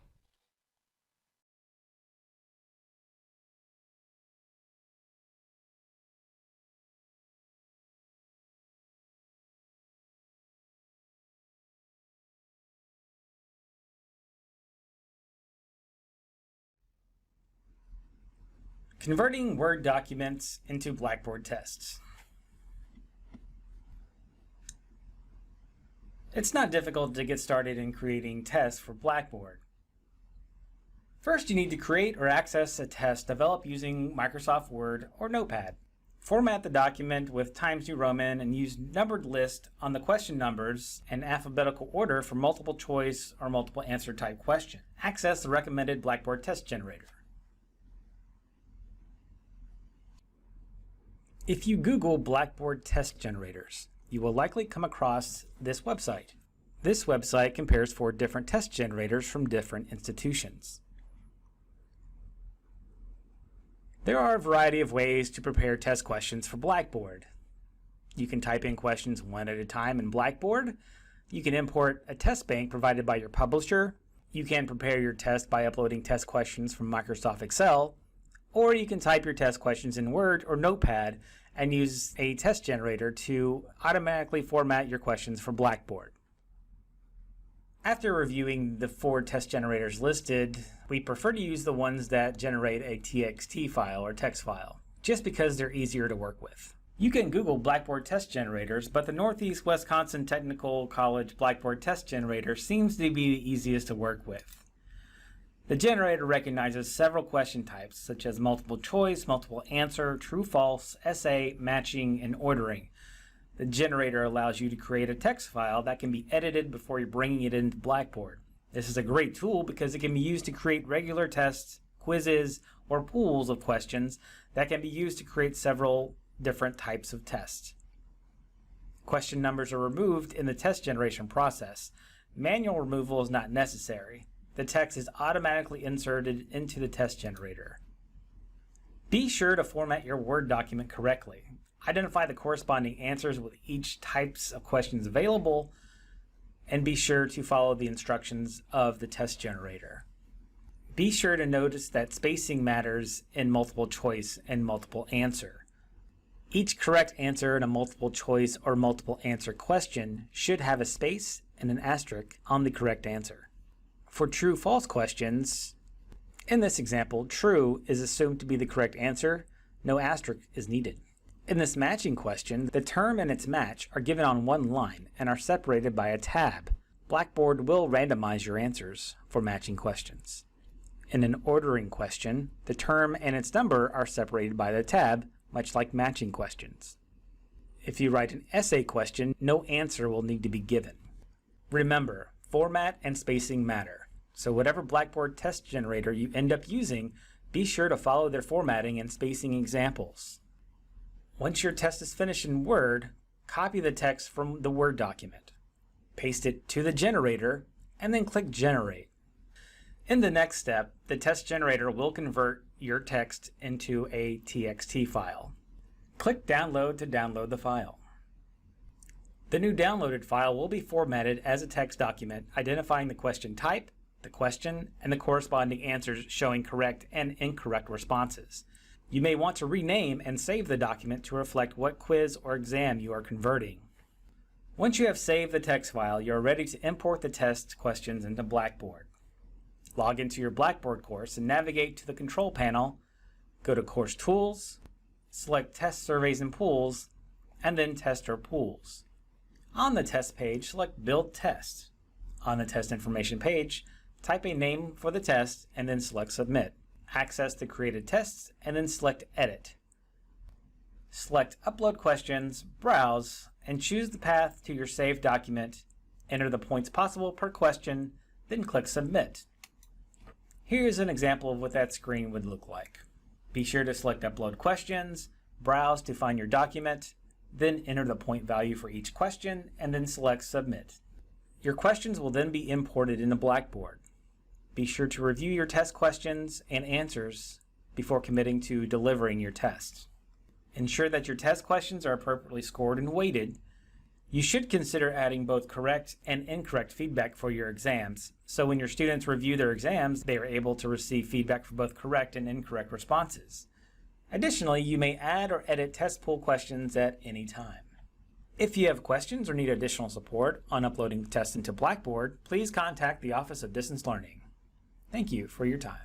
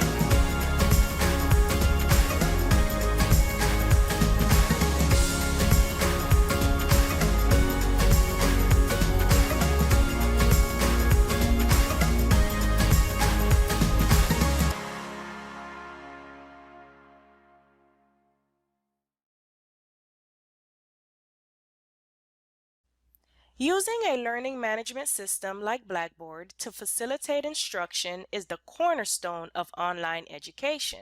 However, many systems can be difficult to manage and are sterile in appearance. Course designers need to create an instructional format that is organized, intuitive, and engaging for learners. While many instructors facilitate online instruction, most, if not all, come into this context with very little personal experience and/or training to scaffold their needs. Additionally, as we look to engage a highly visual generation of students, instructors should consider integrating practices of graphic design and art. In this session, we will explore various organizational strategies to enhance the student experience, discuss various foundations of visual design, as well as various tools that can be used during the creation process. We will specifically look at Blackboard arrangements that maximize instructor efforts while engaging students in a meaningful online experience. Additionally, we will explore how to create a cohesive visual story throughout an online course as a way to appeal to a generation of students that consume an increasing amount of multimedia. Erin Besser and Lillian Reeves present Enhancing Your Learning Management System through Organizational and Visual Narrative. Hello, thank you for viewing our presentation. We present to you today Enhancing Your Learning Management System through Organization and a Visual Narrative. I'm Erin Besser and I'm joined by Dr. Lillian Reeves. We are in the School of Education at the University of South Carolina, Aiken. The world we live in has become increasingly visual. All around us, we are exposed to visual multimedia that has led to us desiring more and more visual content. There are some pretty staggering statistics on how this visual culture impacts our brains. 90% of all information that comes to the brain is visual. 65% of the population consists of visual learners. Visual aids in the classroom improve learning by up to 400%. Our eyes can register 36,000 visual images per hour. The human brain can interpret images that the eye sees in just 13 milliseconds. And people following directions with text and illustrations do 323% better than people following directions without illustrations. With a culture rich in social media, we find the statistics surrounding multimedia just as impactful. The number of videos appearing in Facebook's newsfeed has increased 3.6 times. Facebook posts from brands that include images earned 87% of all engagements. Tweets with images earned up to 18% more clicks, 89% more favorites, and 150% more retweets. People form first impressions in as little as 50 milliseconds. The use of visual content by marketers increased by 130% overall from 2015 to 16. In 2016, people on Twitter shared more than 100 million GIFs. An estimated 84% of communications will be visual by the end of 2018. An estimated 79% of internet traffic will be video content by 2018. Posts that include images produce 650% higher engagement than text-only posts. People are 85% more likely to buy a product after viewing a product video. Posts with videos attract 3 times more links and likes than text-alone posts. Infographics are liked and shared on social media 3 times more than any other type of content. Snapchat users watch a collective average of 10 billion videos on Snapchat every day. While our desires as a culture for visuals are growing, how we interact with the arts is dwindling. Education systems are cutting visual and performing arts programs in favor of STEM-related fields.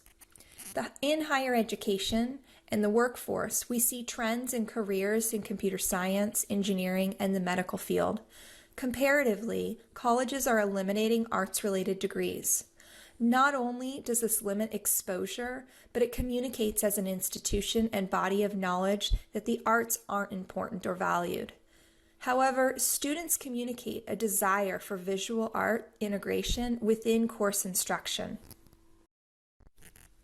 Online instruction is highly visible and offers opportunities for multiple modalities. But without formal training in the fine arts or desire for creative expression, online instructors might not know where to begin. To understand the basics, examining the elements of art and principles of design is a great place to start. These components make up the foundation for all visual art. Understanding the components and how they interact with one another in order to create visuals increases the chance of creating an appealing course format. In examining the elements, it is also easy to see where successes are, and it offers opportunities for growth. Additionally, the elements and principles can be brought into assessing student creations. Even after understanding the foundations of visual arts, it can be daunting to implement these abstract ideas into the online course context. Next, we are going to present various examples and ways to integrate these ideas in order to increase the visual appeal and impact the student experience. Here is an alternative method of presenting your instructor information. This PDF was created in PowerPoint, as this is a great tool for easy graphic manipulation and is great for beginners. In this example, I provide all the information on how to contact me, as well as my professional profile, with background and research interest information. On the right side, you will see my recommended technical tools. Since my area of expertise is in instructional design and educational technology, I like to recommend tools that I know will be helpful to those in our program and those looking to expand their knowledge through the course activities. Each of these icons corresponds to a particular tool and is linked. Once converted to a PDF, these links are maintained and available for students to explore within the Blackboard course. Next, let's consider how you might use announcements as a way to not only communicate text-based information, but include visual representations as well. Within my online instruction, I often include the use of discussion-based tools, such as the integrated discussion board threads in Blackboard. At the completion of these discussions, I create summaries of the discourse. Here is an example announcement summary that showcases how students explored the definitions of learning, instruction, and teaching. These announcements are delivered straight to their email boxes with the click of a button to further support instruction. In this example, I include text-based features with graphics. Here I use various icons as a way to draw attention. Also, I include various colors and font choices to add to the visual makeup. Lastly, here I include the cover art for the podcast that I am recommending. This is another example similar to the first one and depicts an online discussion summary. Here, students explore moving instruction from face-to-face contexts online and consider various motivational strategies. This example pairs text and graphics as a way to communicate information. Blackboard has an integrated discussion board for text-based communication.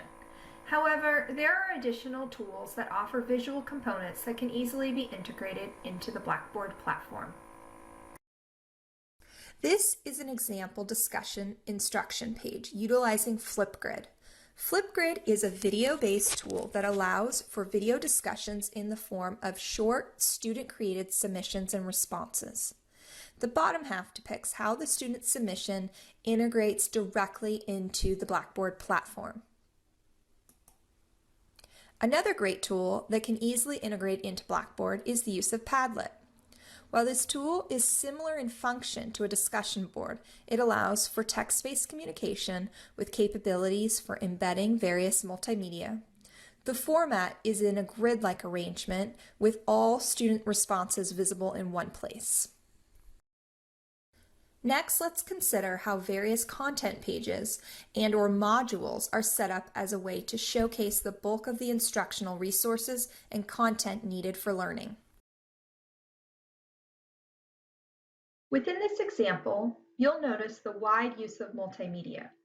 Content is presented through videos, readings, descriptions, as well as audio recordings, although not displayed here. Icons help to delineate the various components and tell a visual narrative throughout all my courses. These icons are consistently used and visually describe the elements found in the section. Additionally, the activities and actions students need to take are highlighted through the content and in the next steps.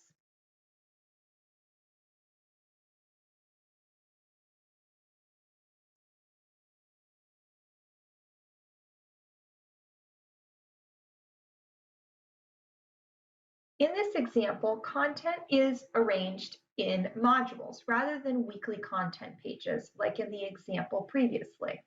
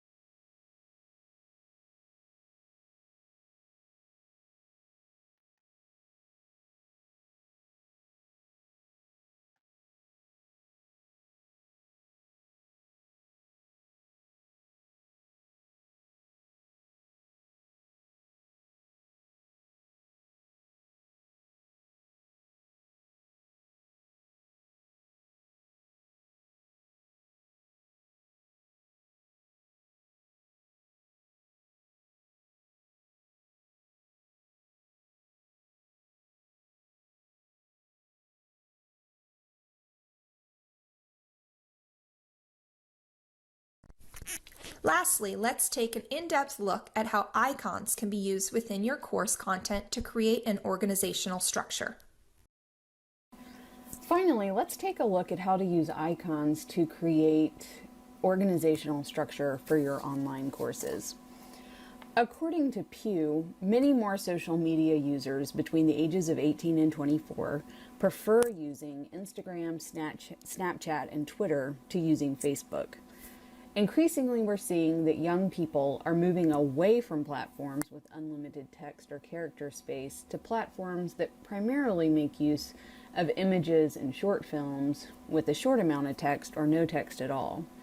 So when we consider this and think about the young people in college who have expertise in visualization and image comprehension, this gives educators a unique opportunity to increase online engagement by implementing simple, visually effective design practices in our courses. One way to do this is by making use of icons to create narrative structure and course cohesion. After Dr. Erin Besser, the other presenter in this presentation, introduced me to icons, I tried them out in a Blackboard course where I only used a recurring icon for discussion boards. The same icon was also visible in the introductory course materials beside the guidelines for online course discussion. This established a visual connection between the guidelines and the discussions each week. I liked the visual impact the icon had on the course modules, so I expanded the use of icons in a second course. After the first experience with icons, I designed a course through Schoology that made use of an icon guide, weekly recurring icon grids with deliverables or assignments, and an icon assignment matrix. The icons in the icon guide that I chose fell into Livingston and Shaw's categories of graphic. which are organizational and decorative. Rather than organizing a particular process or event, however, I use the icons to sequence the course material and consequently to establish a visual narrative for the course content. The icons also signaled a beginning and end for each module, as each week began with a yellow trophy, which is where the course objectives were located, and ended with the plus icon, which was material that was strongly recommended additional content but not required. The colors of the icons were also intentional. Icons with red, yellow, and orange hues denoted actions like reading, viewing, creating, or discussing. And then to reduce anxiety for larger assignments, I used calming colors like green and purple with small amounts of warm colors to denote major assignments and quizzes that were coming up. And then the bonus material only drew on cool colors like blue and purple. By establishing the icon guide, I also reduced the cognitive load caused by unneeded text from the weekly modules while offering a recurring, appealing visual layout for the module page. The link to the icon guide was also available at the top of each module, so students could quickly navigate to the icon if they needed to. I used the same icons to create a semester-long assignment matrix. To do this, I created a table with 16 rows for each of the weeks of the semester and 6 columns for each of the types of assignments or deliverables. Of the course that had assignments that were due, I placed an icon in that week's column.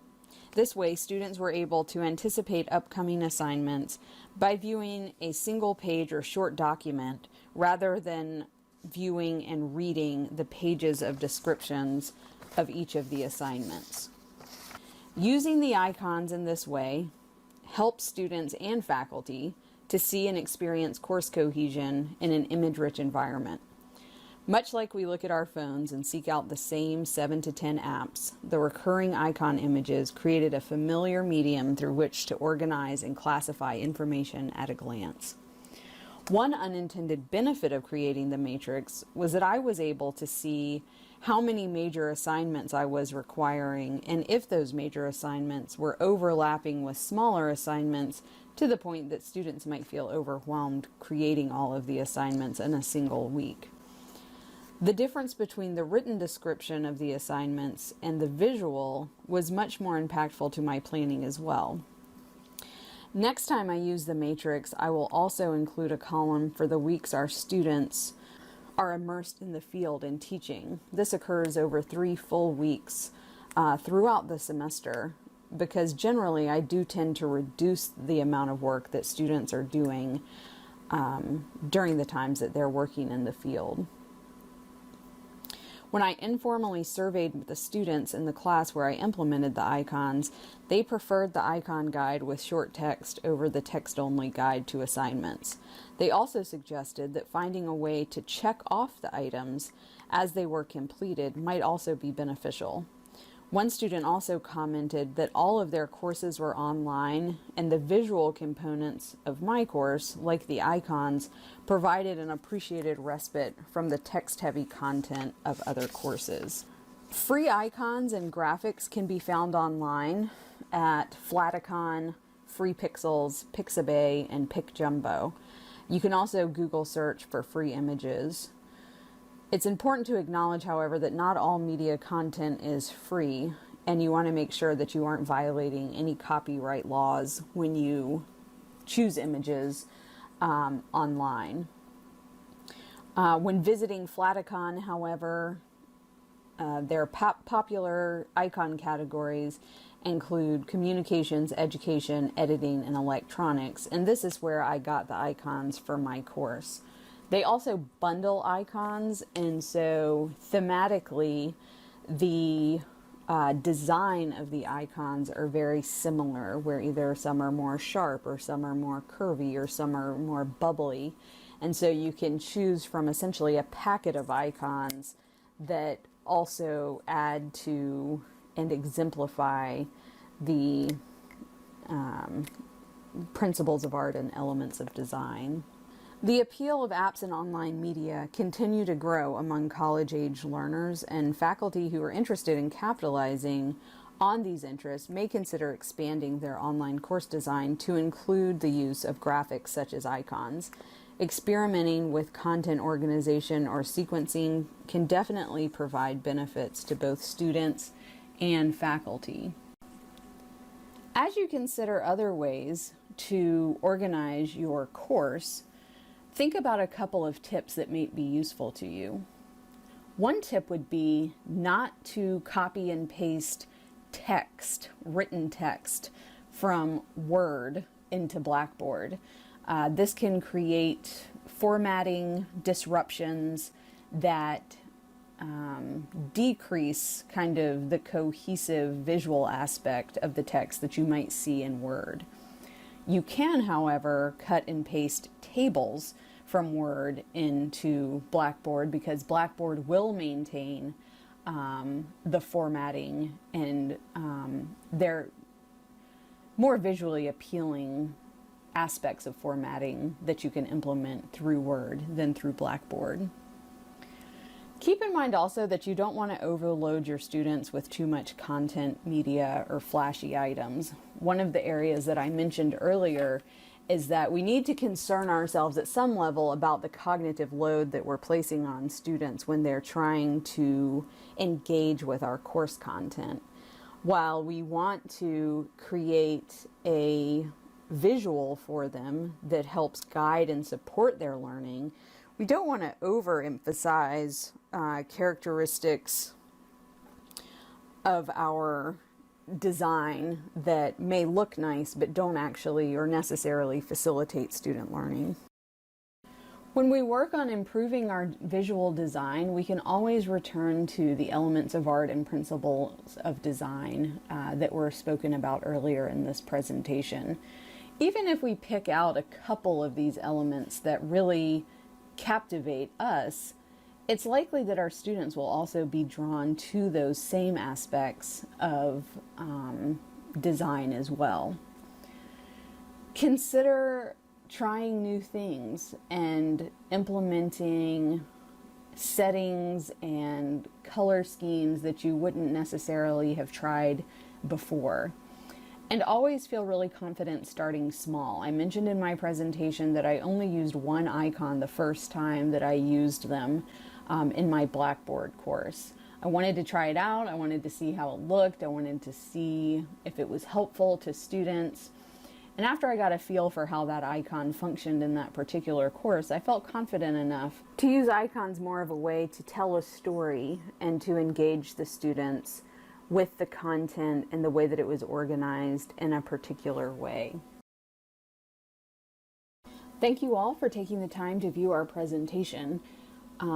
Let us know if you're using visual elements to enhance your online course structure or if you need assistance in implementing any of the suggestions that we've given in our presentation. We'd love to hear from you, so please reach out to us through our emails listed in the final slide. Thank you, everyone.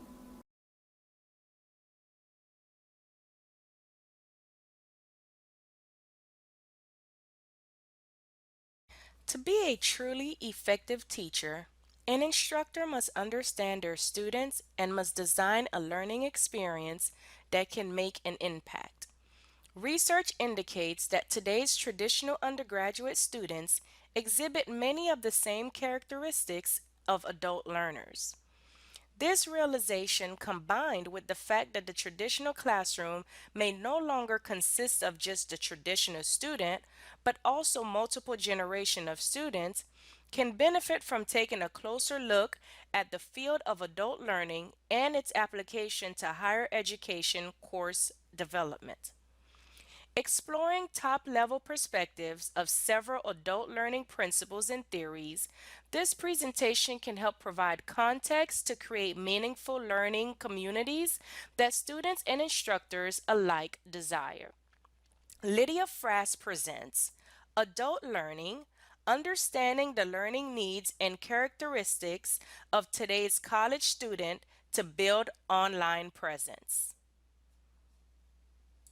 To be a truly effective teacher, an instructor must understand their students and must design a learning experience that can make an impact. Research indicates that today's traditional 18 to 22-year-old undergraduate student exhibits many of the same characteristics of adult learners. This realization, with the fact that the traditional classroom no longer is traditional with just this 18 to 22-year-old, but also contains multiple generations of students, can benefit from taking a closer look at the field of adult learning and how it can be applied to higher education. In this video, we're going to explore the concepts of the community of inquiry framework, andragogy, transformational learning, experiential learning, and self-directed learning.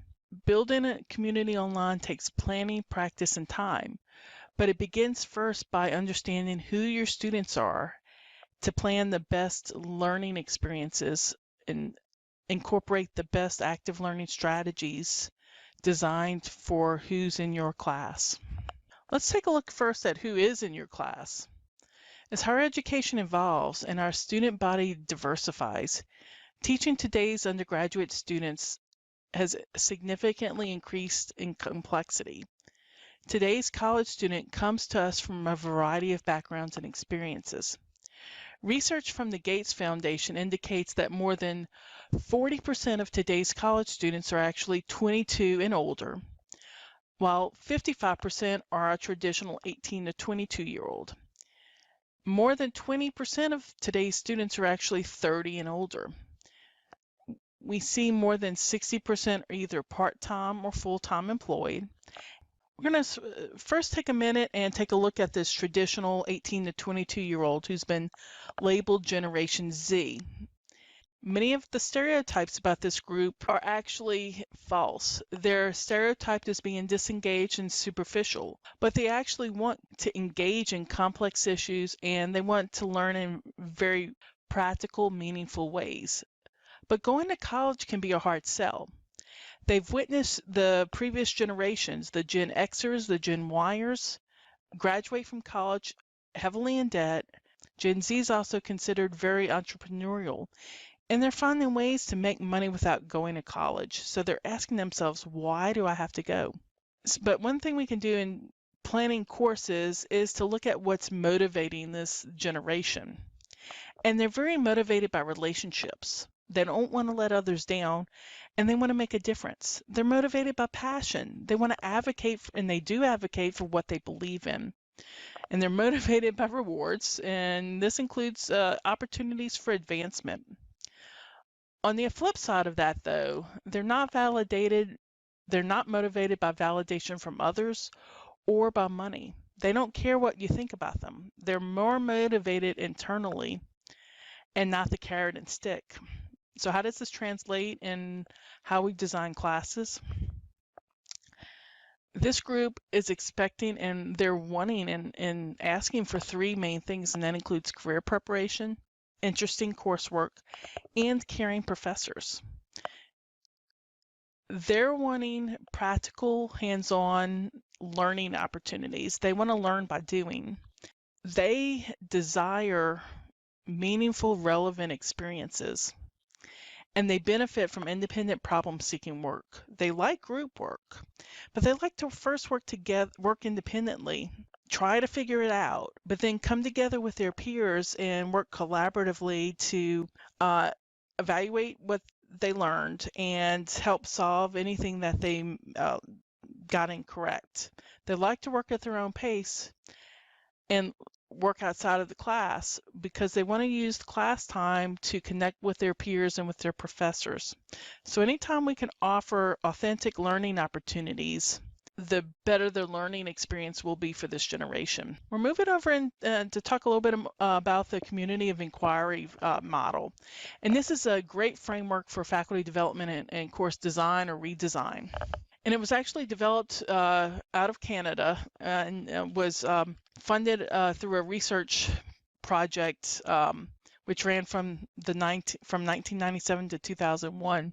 And from this research, the community of inquiry framework was born.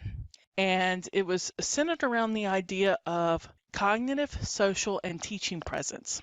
The researchers define this community of inquiry in the educational setting as a group of individuals who collaboratively engage in purposeful, critical discourse, as well as reflection, to construct personal meaning and confirm mutual understanding. I've shared out the website that you can visit for the Community of Inquiry Framework, which is coi.athabascau.ca. Some great resources, some great links to the original research and ways to apply this model. But I wanted to talk about what these three elements of the community and framework model are. And the first is social presence. And this is, again, all built on the work of Garrison, Anderson, and Archer. And Garrison defines social presence specifically as the ability of a student to identify within the community, to communicate in a trusting, purposefully in a trusting environment, and to develop interpersonal relationships by projecting their own individual personalities. Cognitive presence, on the other hand, is the extent to which learners are able to construct and confirm meaning through reflection and discourse. But it all begins with teaching presence, which is the design, facilitation, and direction of both the social and cognitive concepts, so that there's some purposefully personal meaning and worthwhile learning outcomes occurring. Because the class is online, the teacher must still be present from development to delivery. And you have to develop and you have to plan for the appropriate content, for the appropriate setting and climate within an online environment. And you've got to have the dialogue that occurs, and you've got to support it, encourage it, and nurture it. And through the connection of these three elements, you're designing a great, hopefully a great educational experience for your students. But let's first turn our attention to some of the foundational principles of adult learning theories. And I mentioned those a few minutes ago, and that includes andragogy, transformational, experiential, and self-directed learning. These will give us a better understanding of your adult learner. In practical terms, andragogy is defined as the art and science of teaching adults, which is different than pedagogy, which is defined as the art and science of teaching children. In higher education, we typically refer to teaching strategies, best practices, etc., as pedagogy and pedagogical methods. But we can really benefit from incorporating a lot of what's going on in the field of adult learning, a lot of which is foundational and built on the work of Malcolm Knowles, who proposed the principles of andragogy, which are that adults need to be involved in the planning and evaluation of their instruction. Experience provides the basis for learning activities. Adults are most interested in learning subjects that have immediate relevancy. And adult learning should be problem-centered rather than content-centered. Faculty members are actually encouraged to become facilitators of the learning process and resources of knowledge, and not the deliverers of content. In particular, some effective strategies for the adult learning setting are case studies, role-playing, simulations, self-assessments. All of these have been found to be very useful. Malcolm Knowles also proposed 5 assumptions that differentiate adult learners from children. And these are and include, number one, self-concept, that as a person matures, their self-concept moves from being dependent towards being more self-directed. The adult learner experience, that as we mature, as people mature, we accumulate a growing foundation of experience that helps us and it builds on new learning, or helps us build on new learning. Relevancy to learn and readiness to learn. As we become more mature, we become oriented increasingly to developmental tasks in our roles, and we're ready to learn to develop our tasks. We have an orientation to learning. We've switched from wanting to postpone learning and postpone application of this learning to a need for immediate application. We shift from being subject-centered to problem-centered. And then finally, our motivation to learn switches from external to internal. Briefly discussing transformational learning, it was transformational learning theory was developed by Jack Mesereau in the late 1970s, and he wrote that the way learners interpret and reinterpret their experiences is central to making meaning and hence learning. And what's foundational is that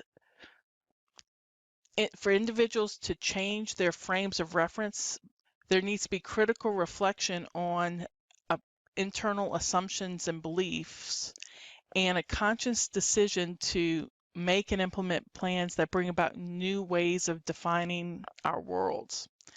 Mesereau pulled together 4 main principles, and these include: number 1, we exhibit 2 kinds of learning as adults: instrumental and communicative. Number 2, learning involves changing our meaning structure and meaning structures, our perspectives and our schemes. And number 3, to change these meaning structures, we have to reflect about content, processes, the premises of what's occurring. And finally, number 4, learning can involve refining and changing and elaborating on these meaning schemes, developing new learning schemes, transforming schemes, and/or transforming perspectives. An educator's role in this process is to actually provide opportunities for discourse and dialogue to help students make meaning of their learning and to facilitate this critical reflection. Educators become more of facilitators than teacher, and it's the role of the educator to promote inquiry or discovery. And some great strategies include adult learners creating learning contracts, developing group projects, role-playing, case studies, simulations, which we talked about a few minutes ago. The next learning theory is experiential learning. And a lot of this was based on the work of David Kolb. And his experiential learning cycle is actually one of the most widely recognized and used concepts in the adult learning theory field. Experiential learning theory field. It consists of 4 stages: experiencing, reflecting, thinking, and acting. It's easy to understand and apply, and that I think lends itself well to and explains why it's highly used today. Typically, a student has some sort of experience that they can learn from, that they apply then to their own needs. And a lot of time, this is being used in higher ed now to bridge what's happening in the classroom to the work setting, and to give students experiences that will build that bridge. So they might go on a field trip, they might have a lab experiment, or they might role play. They might go on a study abroad experience. And I want to also encourage you to read a lot more of Kolb's work. In particular, they have a relatively new article out called 8 Important Things to Know About Experiential Learning Cycle. And it provides great insight into the experiential learning theory, as well as recommendations for course design. We're moving on to self-directed learning. And most adults spend a considerable amount of time acquiring information and learning new skills. And a lot of this is initiated by the learner, by the adult, in a variety of settings. A lot of this is built on the work of Cyril Houle, and in particular, I'm going to talk about several concepts proposed by Roger Heemstra. Self-directed learning has been around for centuries, but as a field of research, Cyril Houle actually started looking at this and researching it in the in the 1960s. And in particular, self-directed learning is defined as any study form in which individuals have primary responsibility for planning, implementing, and even evaluating the effort of learning. Heemstra looked at several concepts in terms of self-directed learning, and this includes that learners can become more empowered to take an increasing responsibility for their own learning. It's viewed as a continuum that exists maybe to some degree in everyone in a lot of learning situations.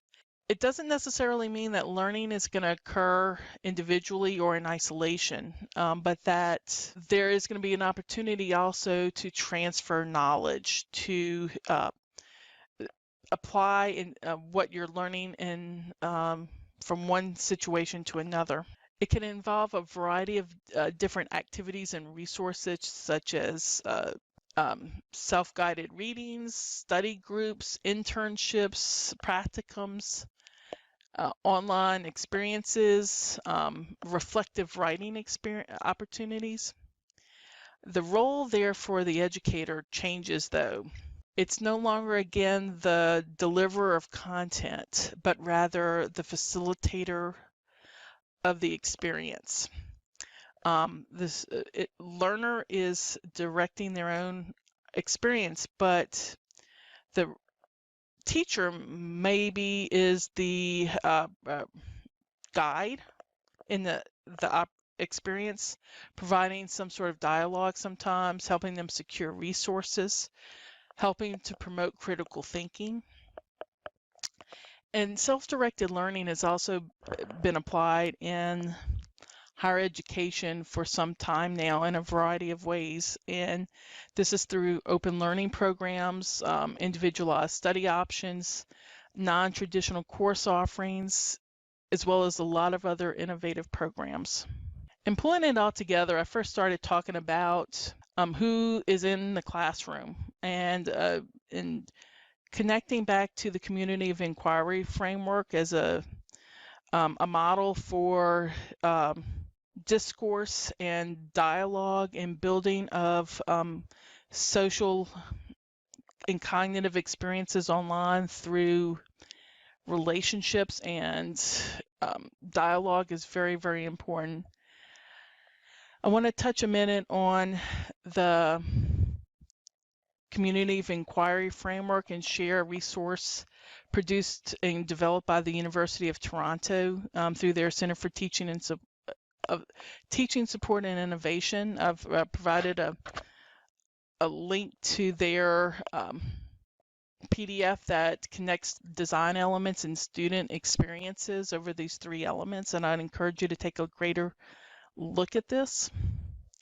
And finally, I want to wrap up and connect to the work of Christopher Pappas and talk a little bit about connecting adult learning and design. Pappas provided some great suggestions and recommendations in terms of design elements that complement the adult learning traits. For instance, with self-direction, developing a peer relationship with the instructor could be key. To wrap up the main adult learning traits that we've talked about here. Self-direction, practical, results-oriented, resistant to change. We're also a little bit slower, personal experience, motivation, multiple responsibilities, high expectations. A few practical design elements that we can incorporate into classes include the opportunity to build peer relationships. We want to provide opportunities to improve skills, to facilitate work, provide utilitarian content. Providing the why behind the experience is also very important and can go a long way to creating a good learning experience for students. As we know, as we age and mature a little bit, how rapid we learn slows down a little bit. We increasingly become deeper learners. We want to provide opportunities for that deep learning to occur.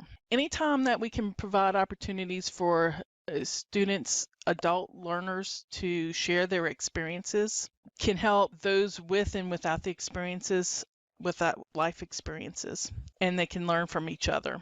And how we tap into motivation. We know learning is voluntary. An adult is there by choice. And so they want something that's going to be useful and valuable to them, that's not going to waste their time. So anytime that we can tap into their reason for being there to increase not only their learning for their practical experience, but stimulate their minds too, the experience would be worthwhile. And we also know, practically speaking, that adults have multiple responsibilities. And sometimes those responsibilities will impact what's happening in the classroom. The more opportunities we can provide a little flexible program, providing asynchronous options, for instance, providing accommodations for busy schedules, knowing though that ultimately a personal obligation might impact the learning process is real and valid, and we need to plan with today's student. Finally, adults come with high expectations, not only for themselves, but for the learning experience.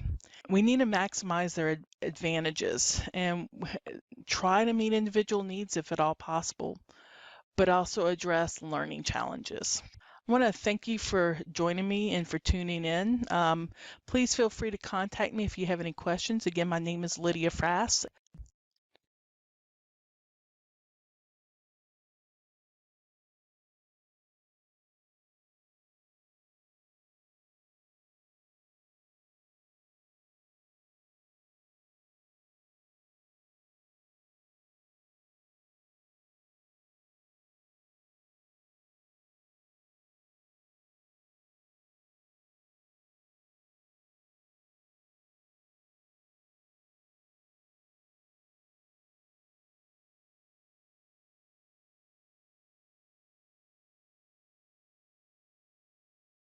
Each year, the United States Distance Learning Association sponsors the National Distance Learning Week.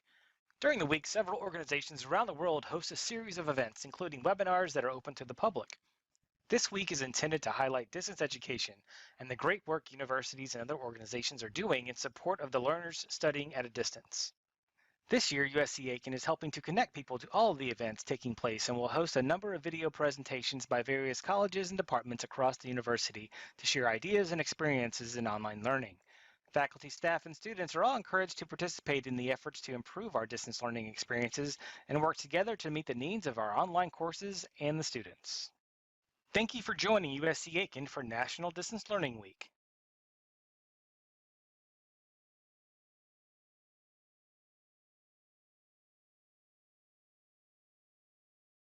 Hello, my name is Regine Monestein, and I'm an instructional designer with the Office of Distance Learning here at the University of South Carolina, Aiken.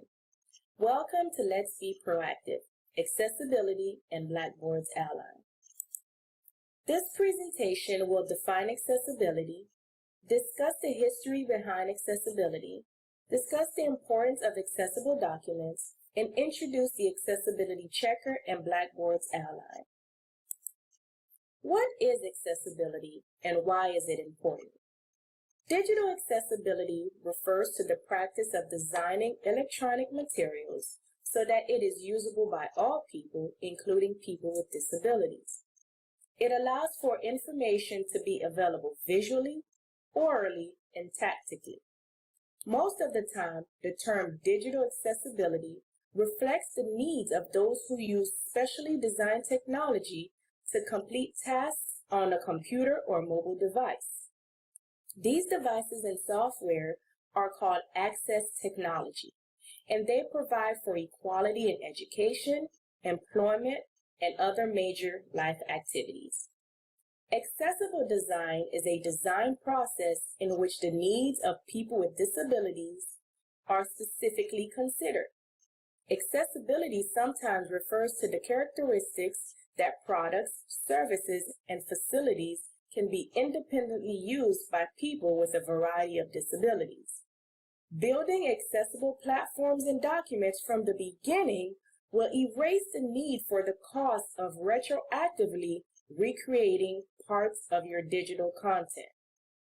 Under Section 504 of the Rehabilitation Act and Titles 2 and 3 of the Americans with Disability Act states that colleges and universities are obligated to provide students with disabilities equal and integrated access to higher education. Schools cannot deny students with disabilities equally effective opportunities to participate in the programs, benefits, and services that are offered. This means that classrooms, cafeterias, libraries, residence halls, computer labs, and all other campus spaces, including online courses, must be accessible. All right, so let's talk about accessing your accessibility checker. Understanding the importance of being proactive when it comes to accessibility will provide you with the peace of mind that you need, that you've created an inclusive environment and resources for your students. It is possible for all types of documents from PowerPoints to PDF to be accessible to users of access technology. So let's discuss and demonstrate how you can access your accessibility checker to begin making your files accessible. You can access the accessibility checker on the PC by doing the following. You'll go to File, Check for Issues, Check Accessibility, and the accessibility window will open on the right-hand side of your document with a list of what needs to be fixed before the document is accessible. On a Mac computer, you will go into the toolbar, select Review, then select Check Accessibility, and as before, the accessibility window will open on the right-hand side of the document with a list of what needs to be fixed before the document is accessible. On the accessibility checker, when it opens, you have several menu options. You have errors, warnings, and tips. Errors are content that makes the document difficult or impossible to read and understand for people with disabilities. Warnings are content that, in most cases, but not all, makes the document difficult to understand for people with disabilities. And tips are content that people with disabilities can understand that could be presented in a different way to improve the user's experience. Okay, some of the things that the accessibility checker can track are not limited to these, but these are the things that may happen more frequently. So a lack of headings and titles within the document, the use of hyperlinks, tables that are not formatted properly, images missing alternative text or alt text, improper lists of items, and color contrast. Remember, as a tip, never use red or green text in your content to emphasize anything. Students that are colorblind cannot see what's written in those colors. So please feel free to use variations of red or green, or just simply choose another color. So let's look at a document and just talk about some of the things that the accessibility checker can find within this document and how to fix them. Again, we'll go to File. I'm using a PC. I'll go to File, check for issues, click on the drop down, check accessibility. Click on that, and as stated before, the window opens on the right-hand side. You see errors, you see warnings, but I don't have any tips, which is okay. So let's talk about some of the things that are listed here. So we have alt text or alternative text that are missing. Please be aware that blind people or people with low vision rely on alternative text to fully understand your content. Alternative text are used to convey the important content or function of said object. There are some guidelines to writing alternative text, so let's discuss some of those. Typically, when describing the image on the screen, a few words is all you'll need, though sometimes a short sentence or two may be appropriate. Screen readers generally say what type of content the object is, so you don't need to use phrases like, this is an image of, or a table of, or a link to. So you may ask, what if the image is just decorative and there's nothing important about it? Well, in this case, you can tell the screen reader to just skip this image. For this image, you can open the alt text dialog box and in the description, type in 2 double quotes with no space between them. And once this is done, the screen reader will ignore this picture. Another item that's popular is if you have tables. So table headings are important when you have tables. Headings are a great way to tell people what they need to know quickly. Using headings will make your document easier to navigate. Clear, well-formatted headings can go a long way toward making sure that your document meets global accessibility standards. Screen readers and text-to-speech tools are programmed to recognize them. Many people use screen readers to create a list of headings so they can skim the document to find the content they want. And just like alternative text, there are some guidelines when using headers. When you're writing headings, keep them short and specific to the information that follows them. Be clear, okay? Make sure they are clear to someone when you have a new topic. When you save your document in another format for download, such as HTML or PDF, the heading formats will be retained. And so just make sure that you are very specific, short, and clear. The next item that is popular as far as what accessibility checkers can find within documents are hyperlinks. If you have hyperlinks in your document, changing their display text to ordinary language can make it much easier for the screen reader to understand it, okay? The guidelines for formatting hyperlinks are as follows. When adding display text, avoid phrases like click here or learn more. People who rely on screen readers often browse a list of the article links to get an idea of its content. If the display text for all those links is in the same generic phrase, it will not be useful to the student. So again, let's go back to our document. So right now we're missing an alternative text for our table, as well as the image, and there are no header row specified. We have a warning where the hyperlink is unclear, and then we have some extra spaces. So let's begin by adding headers.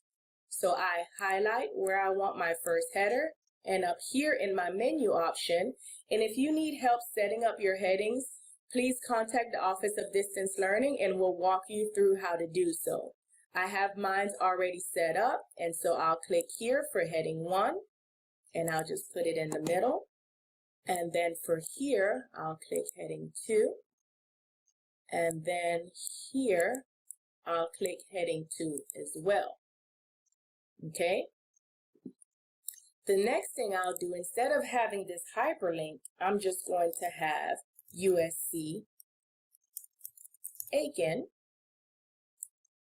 remove the hyperlink, and then I'm going to highlight, right click, click hyperlink, add the URL here, and then go into target frame, select for it to open in a new window, set as the default for any hyperlinks within my document, hit OK, and now I have a phrase versus a hyperlink. Now, the table headers, what you need to do is you need to highlight the headings, go to Layout, and all you need to do is select Repeat Header Rows. Okay, and as you can see, that disappeared. So the next thing we need to do is we need to add alternative text to the image as well as the table. So we right-click, select Table Properties, click on Alt Text. The title of my table is Schedule.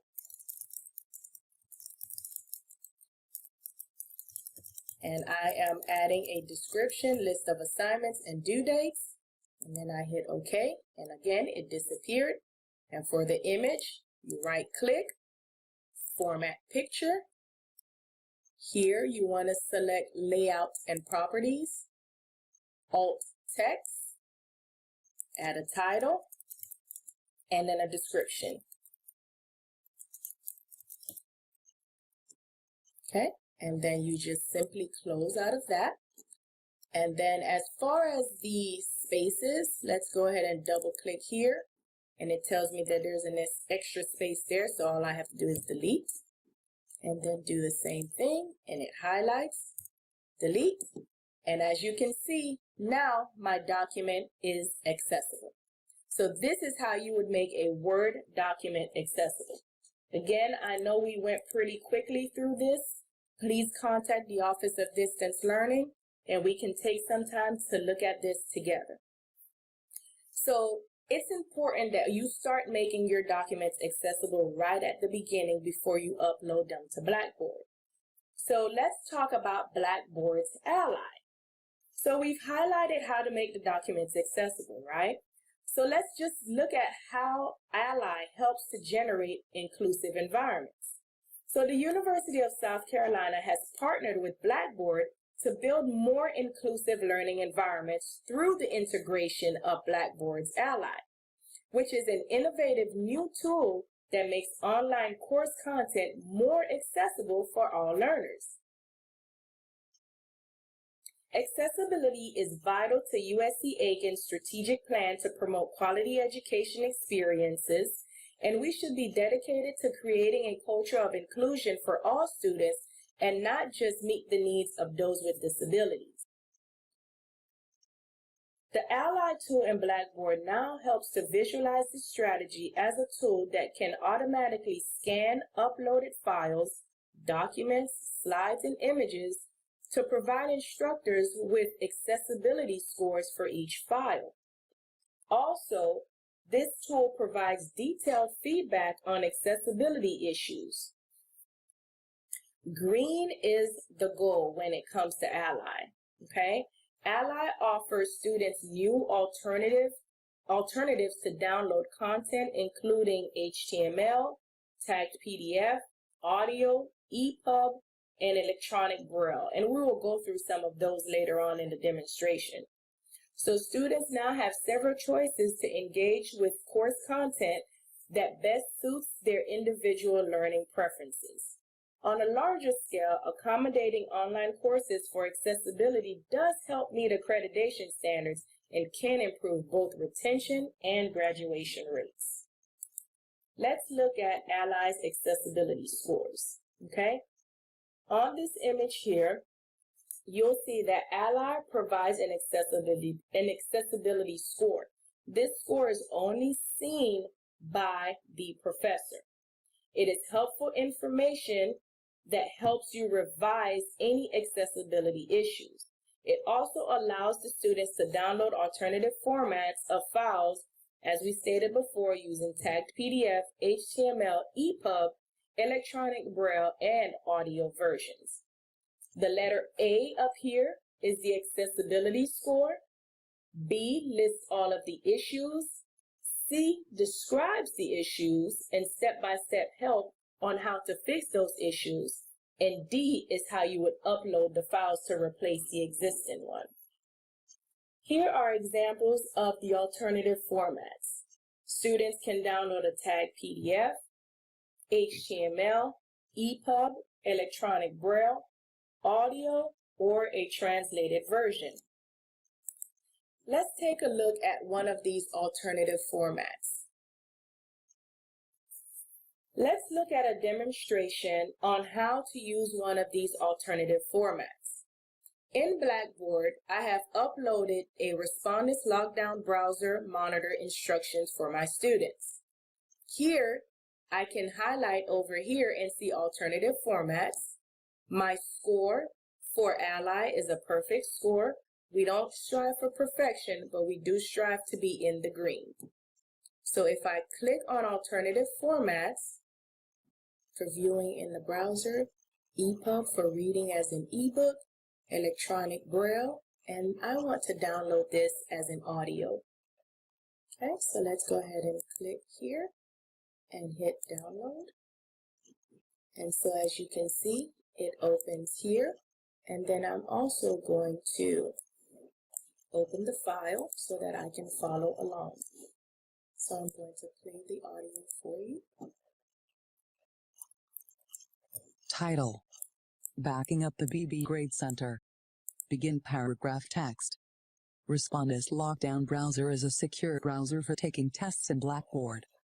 This custom browser locks down the testing environment in Blackboard to prevent the user from printing, copying, going to another URL, accessing other applications, or closing a test until it is submitted for grading. If a Blackboard test requires students to use Respondus Lockdown Browser, students cannot access the test with the standard web browser, that is. So as you can see, for someone like me who's an auditory/visual learner, I can read the document as well as have it being read to me. And so those are some of the options that students have. So as you can see, it is an inclusive tool because those that are documented have the option and those that aren't also have the option. Again, please remember that we are here to help. This was just a brief presentation on how to use the accessibility checker as well as the tools within Blackboard's Ally. So please feel free to contact our offices for more guidance. Thank you.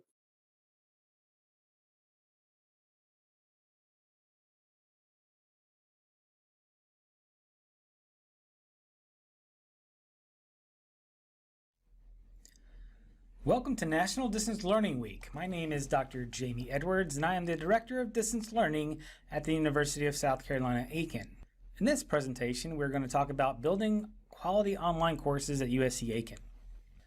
The Office of Distance Learning here at USC Aiken offers professional development for online instruction. Essentially, part of our mission is to teach teachers how to teach online, and that can cover a lot of different aspects of online teaching, including online pedagogy, using Blackboard, creating engagement, promoting alignment, and using multimedia tools to enhance teaching. We needed to set benchmarks for the quality of our online content, but we don't want to force a template. And additionally, we want to encourage more creativity from our instructors creating content. We have set rubric standards for our courses and asked that instructors be able to justify meeting those standards at an agreeable level of clarity. We also want to build positive relationships with our instructors, so they are willing to return in the future and also share their experiences with their peers. Additionally, we want to model and promote best practice in instructional design and accessibility. As far as the challenges in online course development go, there's no single good way to build an online course, and templates tend not to work for everyone. Online courses are built in small pieces, and the quality and speed of course development really depends on instructor experiences with online pedagogy, technology, and, in our case, Blackboard. So what we are trying to do is set a baseline for quality and address the legal and professional obligations for online instruction. And for the benefit of both instructors and students, online courses need to be developed before they are delivered. So aside from just taking our own experiences as instructional designers to develop quality, we also looked at Quality Matters, Online Learning Consortium, Penn State, and there are literally hundreds of resources promoting best practice that we can utilize. And essentially we can see what other universities are doing successfully and apply some of those aspects in our own online programs. So looking at online quality for USC Aiken, we made a few decisions of what we wanted to incorporate. We designed an evaluation rubric to help set standards and quality when reviewing online courses. We created development sites or sandbox courses so instructors can work in a student-free environment to learn how Blackboard works without having to disrupt a live course. We also built our own online course to add instructors as students so they get an authentic online student experience, and we call this course the QCDC course. Some instructors have never taken an online course before, and we think it's valuable to give them that perspective. We also develop our own course content to model best practice. That also relates to our evaluation rubric, so all the content we create has a purpose and goes beyond a minimal design. We wanted to set good standards for feedback and achievement, and all assignment elements in our course are formative, worth 1 point, and participants have opportunities to resubmit their work to improve their scores based on the feedback we give. We also want to motivate our faculty to stay engaged and push them to create the best content for their course throughout the process. We also need to make sure they don't feel isolated and stay in consistent communication, but also give them their space because it takes time to learn how to build quality content and process everything we're presenting to our learners. We designed a quality evaluation rubric based on Quality Matters, Online Learning Consortium, and I also interviewed departmental deans to discuss their expectations for quality in online courses. We built an online course with 8 modules relating to the section of each rubric and set a standard for both the QCDC course and the evaluation rubric. We developed assignments with formative evaluation submissions worth 1 point per graded element, and participants were encouraged to revise and resubmit based on the evaluation feedback. We also established 8 weeks for 8 modules and required at least 3 meetings during the course.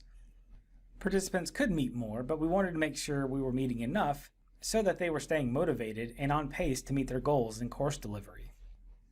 We also wanted to set some weekly expectations to prep them for the time involved in the course. Learners were expected to participate in discussions and homework each week. We mapped out our agendas, so participants were recommended to dedicate at least 5 hours a week to a course. They had to submit homework on time and revise according to feedback. Participants had to complete the course at 85% or higher, and additionally they were utilizing their coursework to build upon their course designs in their sandbox courses. Time is one of the biggest factors when building online content. It takes time to build a course. Additionally, it takes time to learn how to build a course, and that's what this professional development is all about. Instructors are on their own deadlines in completing their contracted course developments, so if an instructor takes the QCDC course in the fall and their design course is expected to run in the spring, then they are responsible for meeting that deadline. We added an estimation of how long it takes to build a course, so the QCDC professional development course is 8 weeks, and on average it takes about 8 weeks to deliver a completed course, so a total of 16 weeks is what we are asking for as far as time commitment. And depending on the instructor's skills, some can finish the QCDC course and their course design within the 8 weeks, and some take longer than 16 weeks to finish both. But we try to stay in consistent communication until those courses are fully developed. Looking at our QCDC course modules, we break them down according to how we have structured the rubric, and we introduce them to concepts from the beginning to the end. In week 1, we introduce them to Blackboard and provide them a welcome message, explain the purpose and structure of the course, provide a syllabus quiz, introduction discussion board, and we get them started in building their own Start Here sections in their development sites in Blackboard. So each week we have module level objectives, and we try to depict the alignment for which course objective they're related to. In week 1, we ask them to introduce themselves in the discussion board, work through the week 1 module, which contains a majority of the readings and assignments, take the syllabus quiz, create and organize their own Start Here section in their development site, and schedule their first consult with their instructional designer. And in week 1, they're getting graded on components like participating in the icebreaker. They have a week 1 discussion, completing the syllabus quiz, creating and editing buttons in their own course development sites, developing the welcome message for their students, and creating their own icebreaker for their own development sites. In week 2, we provide them a syllabus template as a structure to develop their own syllabus submissions based upon the quality standard rubric. Along with participating in the discussion, they're expected to submit a rough draft of their syllabus that includes their course policies, such as participation, time management, grading policies, and communication policies. Each element of the rubric is given feedback from the instructional designer, and instructors are expected to revise to provide the clearest policies they can for their students. In week 3, we talk about learning objectives and alignment, and this is probably the most challenging week for each instructor because we expect them to create a curriculum map and define how their course is going to be laid out. We have videos on constructing learning objectives, exploring backwards design, reviewing Bloom's taxonomy, and then participants are expected to deliver a curriculum map to lay out the foundational elements of their course. Here's an example of a summary video we provide for our students. Welcome to Week 3, Learning Objectives and Alignment. In this module, you will be challenged to construct appropriate and measurable learning objectives for your course. So let's take a look at this curriculum map here on the screen. The map is designed to provide a visual representation of your entire course. However, for this assignment, we are only asking that you map out your first 2 modules. This will also evolve into your module agenda. As stated in the document, it is a fluid and continuous process that will ensure alignment between your course components. So let's go ahead and look at the 8 steps that will help you achieve success in this assignment. Step 1 begins with identifying your course title. Easy enough, right? Step 2 is where you begin writing your course objectives. In this section, you want to focus on Bloom's taxonomy verbs and the levels of mastery and the context of the objectives. When writing your objectives, please don't be vague. Review the content about SMART and ABCD objectives. Step 3, you're going to identify your course modules. Take some time to list how many modules you will include in your course, as well as the module titles. Please remember, for this assignment submission, focus on your first 2 modules. Step 4 is to write your module objectives. Getting to see the big picture will help you to align the module level objectives to the course objectives. Make sure that you review the tips listed in this section. The tips will help guide you to writing measurable objectives. Keep the Bloom's taxonomy list handy so that the levels of mastery are visible from module to module or assignment to assignment. Let's look at Step 5. Step 5 helps to indicate alignment between module and course objectives. Take a look at your course objectives. Do your module level objectives align with your course objectives? For example, Module 1 objective is aligned with course objective 2, so you would note that CO2. Steps 6 through 8 are optional. However, we would like you to complete one of these minimally for each module. Ideally, as stated before, this will become your course agenda. So let's take a look at Step 6. In Step 6, you will cite your learning materials. What learning materials will you be using in your course? What books will the students be reading? What videos will they be watching? And what outside resources will you provide for more learning? Step 7 is just about listing your learning activities. As stated in the document, your activities should promote achievement, provide opportunities for learning, provide opportunities for engagement, and for practice. Step 8 is listing your assessments, meaning what are your students submitting for grading? Keep in mind the assessments should measure the module objectives. As always, please contact your instructional designers with any questions or concern while completing your assignment. We look forward to continue working with you. In week 4, we talk about formative instructional materials, and specifically we talk about discussions in an online course. And in this week, we challenge the instructors to create discussion expectations utilizing a stylized assignment template and creating their own rubrics for all discussion. In week 5, we review rubrics and utilizing those discussion expectations to expand to incorporate multimedia, such as adding a YouTube video as a focal point for a discussion. In this week, we compare and contrast formative and summative assessment. In week 6, we expand upon summative assessment, working with instructors to develop large-scale projects or summative assignments, and working on the development sides, adding modules, agendas, instruction, and tool developments, and both formative and summative activities. In week 7, we compare and contrast various assessment methods and tools in Blackboard. Instructors have the option to create a quiz, a survey, a blog, or a wiki within their development site to gain access to the different types of tools that can be used for assessment in Blackboard. We also review resources related to feedback and instructor presence and how incorporating feedback techniques makes for better instruction. Week 8 is our final module where we discuss technology, accessibility, and universal design. Instructors are expected to create documents within their course that are ADA compliant, as they're scored by Ally within Blackboard. And they're also expected to utilize multimedia, so they are expected to record the welcome message they designed back in week 1. Since the fall of 2018, Quality Course Design Certification 8-week course has had 27 participants. 23 participants have completed the QCDC course successfully. There have been 17 courses developed that have achieved the quality certification. And we do offer a stipend for completed, quality reviewed courses.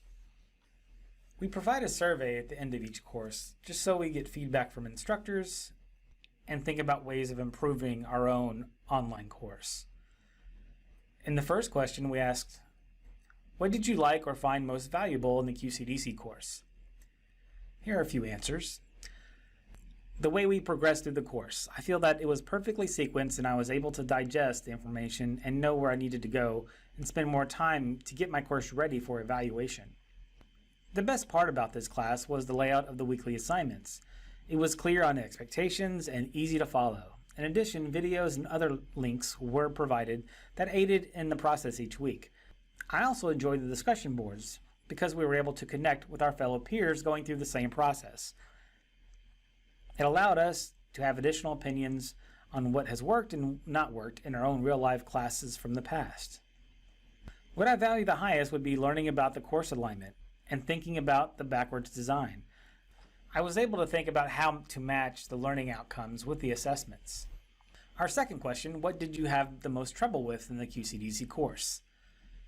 I struggled with summative and formative assignments and using vocabulary from Bloom's for tangible goals. But now I'm thinking about those things all the time, and I'm seeing incredible improvements in my current courses. The things that were most difficult for me was creating discussion board topics relevant to my material, creating rubrics, and occasionally determining where work was meant to be submitted, either on the course site or in the development site itself. What would you do differently if you taught the course? Perhaps an initial physical meeting? Sometimes I was confused when something was due in here and I would put it in my development site. Honestly, I didn't want to mess up my development site. I am now excited to see everything I've learned over the past 8 weeks, and now I can work in my development site to create the most visually appealing, organized, engaging, accessible course. I would perhaps push the students to create more content for the online course. While I understand the course can't possibly cover every scenario for creating content and mostly focuses on giving me a general introduction, I feel like a focus more on the method of delivery would be more helpful. What is the most valuable takeaway from this course that you will try to apply in your own future course designs? The organizational structure, the formatting, and seeing your course through the eyes of a student. I have a better sense of where online courses lose students. I will make sure students don't miss assignments out of confusion or anxiety. One of the biggest takeaways is the importance of communication. It is essential in everything we do, whether we teach face-to-face class or an online course. I've already noticed a difference in what they provide because they have a clearer understanding of what is expected of them. And our last question, how would you evaluate the engagement of the course and the instructional designers? I enjoyed my weekly one-on-one meeting as a time to hold myself accountable learn from my errors, and grow. I felt like those meetings helped me take the biggest strides. Yes, I most appreciated the in-person meetings with my coordinator. It gave me the opportunity to voice my concerns and logically talk through my train of thought. The engagement of the course design and instructional designers is wonderful. It is easy to access, and the instructions and the expectations each week are clear and easy to understand. The experience was engaging enough to keep me motivated. So spring will be the 4th iteration of the QCDC course, and some plans we have to improve on the course are to incorporate badges within Blackboard, adding video tutorials that are more interactive and showcase our user technologies. We want to add more opportunities for synchronous video conferencing for individual or class meetings. And we also want to work with administrators to develop a more streamlined process for the stipends and ensuring that the design courses are being used as intended from semester to semester, regardless of who's teaching the course sections. Some of the overall experiences we've noticed throughout, the users who complete the curriculum map through week 3 typically finish the course. 79% of the participants who complete the QCDC course successfully complete the course review. Many participants who take the QCDC course remain in contact with distance learning every semester. So we are having people return from semester to semester just to get better at course development. So I want to say thank you for reviewing our presentation. And if you have more questions, please feel free to contact us at usca.edu/distance-learning. Thank you.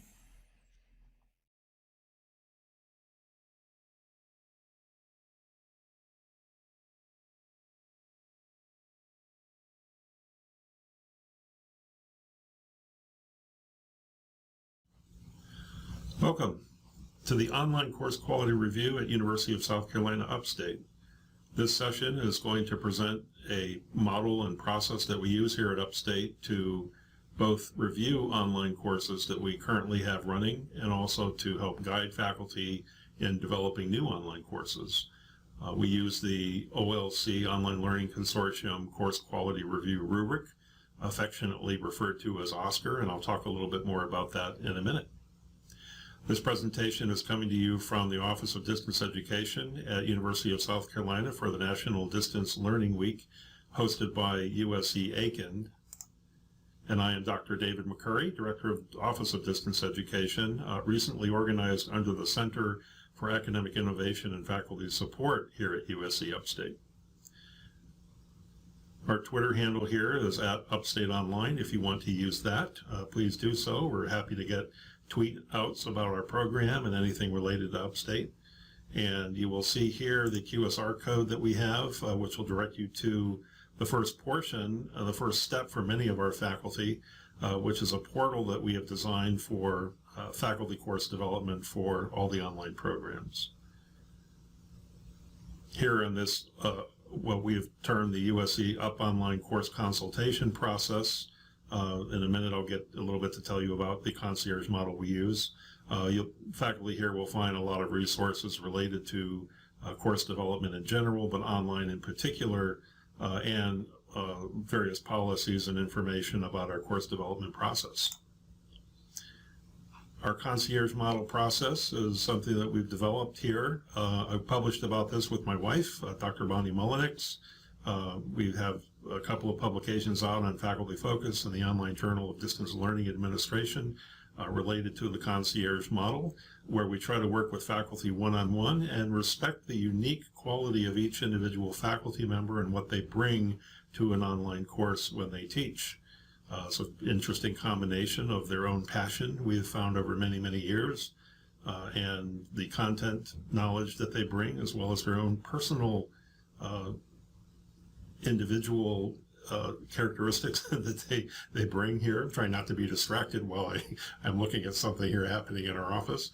But anyway, the concierge model is basically working with the 10 keys that was inspired by the Grand Budapest Hotel, the Wes Anderson film, where all the concierge of the various hotels are networked through the Society of Crossed Keys, and they have a code that they follow in helping all of the patrons of their hotel. So we try to do something similar with that with these 10 keys. The first one is that the course is being developed, not the faculty. We talk a lot about faculty development, and of course we want faculty to grow and develop their knowledge We hope that that is a byproduct of the process, and the process itself, though, is focused on making the course experience as good as possible and using the best practice methods in that. So we talk a lot here at Upstate about developing the course, not the faculty. We meet faculty members where they are. So where they are means both geographically in their offices or off campus if they want to do that, but also where they are in terms of their technological skills and their content knowledge and their understanding of best practice methods. So we try to meet them where they are in those respects. And we recognize that the faculty in the course are unique. We try not to use a cookie cutter approach. We've talked a lot about templates and the use of templates, which can be very useful, sometimes necessary in certain programs where a certain conformity is required for accreditation or association, professional models. But we try to also honor the unique quality that an individual faculty member brings to their course to make that course experience reflective both of who they are and who their students are in that particular moment. We try to keep things very simple. We all know through online course development that things can get really quickly out of hand. We try to keep things simple, but we also try to encourage faculty to use a wide range of resources and media in what they develop and do. And it takes time. Of course, we all know that if you want a faculty member to develop an online course, sometimes they think it might be done in a week or two. And indeed, we can throw a course together in a week or two, as many of us who work in distance learning have learned how to do adeptly, but we know it also takes time. We try to give 6 months as our window for developing an online course. Sometimes we're able to achieve that, sometimes not. And it will change them and you, meaning that we all grow through this process. So a faculty member will grow, obviously the course is going to change, but also we get a chance to learn. One of the perks of being in instructional design and course or faculty development is that you get to work with faculty from a very broad range of content knowledge, backgrounds, and experience, and getting to know them and their content can really, for those of us who like to live in an academic environment, really be icing on the cake. Rubrics are your friend and our friends, so we try to encourage formative assessment, trying not to get faculty away from the model of doing a very large, heavily weighted summative assessment at the end of their course and using rubrics to help guide students who typically in online courses don't have that moment-to-moment or day-to-day kind of feedback and response that they get from faculty in a regular on-campus type course, face-to-face course. So we like to do that. We try to make decisions about what to keep and what to let go. So obviously in transitioning to an online course, there are things that you may want to hold on to and try to emulate in your online course that you were used to doing in a face-to-face environment. But sometimes we use it as an opportunity to also let things go that we have learned that are not very effective or very productive in a classroom environment. It's a way of changing assignments. You know, I get faculty sometimes who say, oh, this is something I do in my face-to-face course all the time. I'd really like to continue doing that. And we find that it's just too difficult to try to copy that over into an online environment. So we say to them, well, let's think of a different way. Let's think of a different kind of assignment that you might want to do, or perhaps employing universal design principles. Let's think of multiple types of assignments that might allow a student to pick and choose the one that works best for them. And it is their course, meaning the faculty member's course, not yours. So they are the ones that have to live in this course. They're the ones that have to teach in it and use it. And it's not necessarily a place for us to impose our pedagogical beliefs on what they're doing.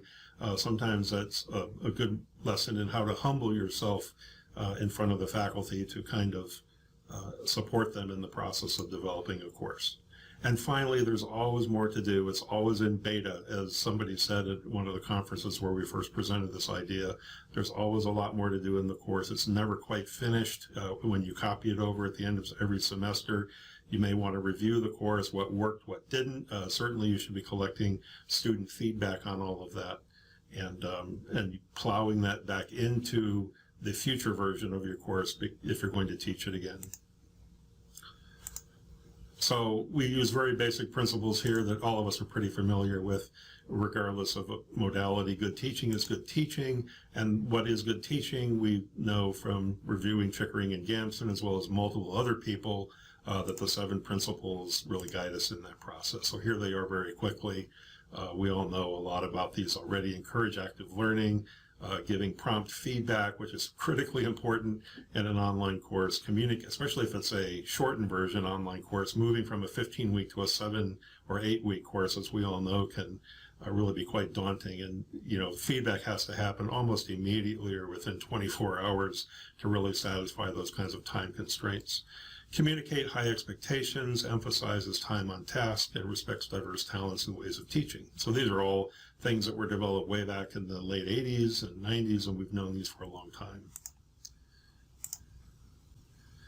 And translating that into a good online course in the environment, we divide the course content into weekly modules, making measurable learning objectives, as we'll see. I'll mention a little bit more about that as we go through the course design process. We foster community and engagement as much as we can. That's still a challenge for many of us designing online courses. We use video, so instead of telling people what is going on, much like I'm doing now in this presentation, we try to show people how things are done and create opportunities for students to learn from each other. So peer learning, peer-to-peer teaching and learning is also highly encouraged. But again, one of those areas that's a little bit hard to implement and a little bit of a stretch for many faculty to learn how to develop peer-to-peer learning within their online course environment. And again, self-introduction videos are something that we require pretty much in all of the grant-funded or grant-supported online course development things that we do here at the Upstate campus.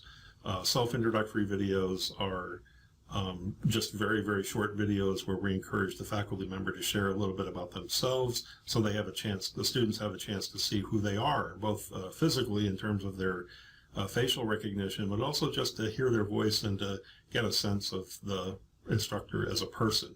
Helps engage them a little bit more.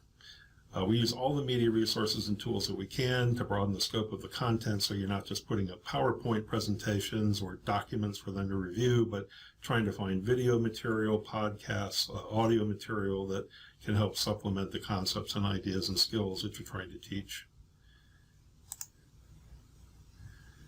Now, finally, we decided to go with the Online Learning Consortium.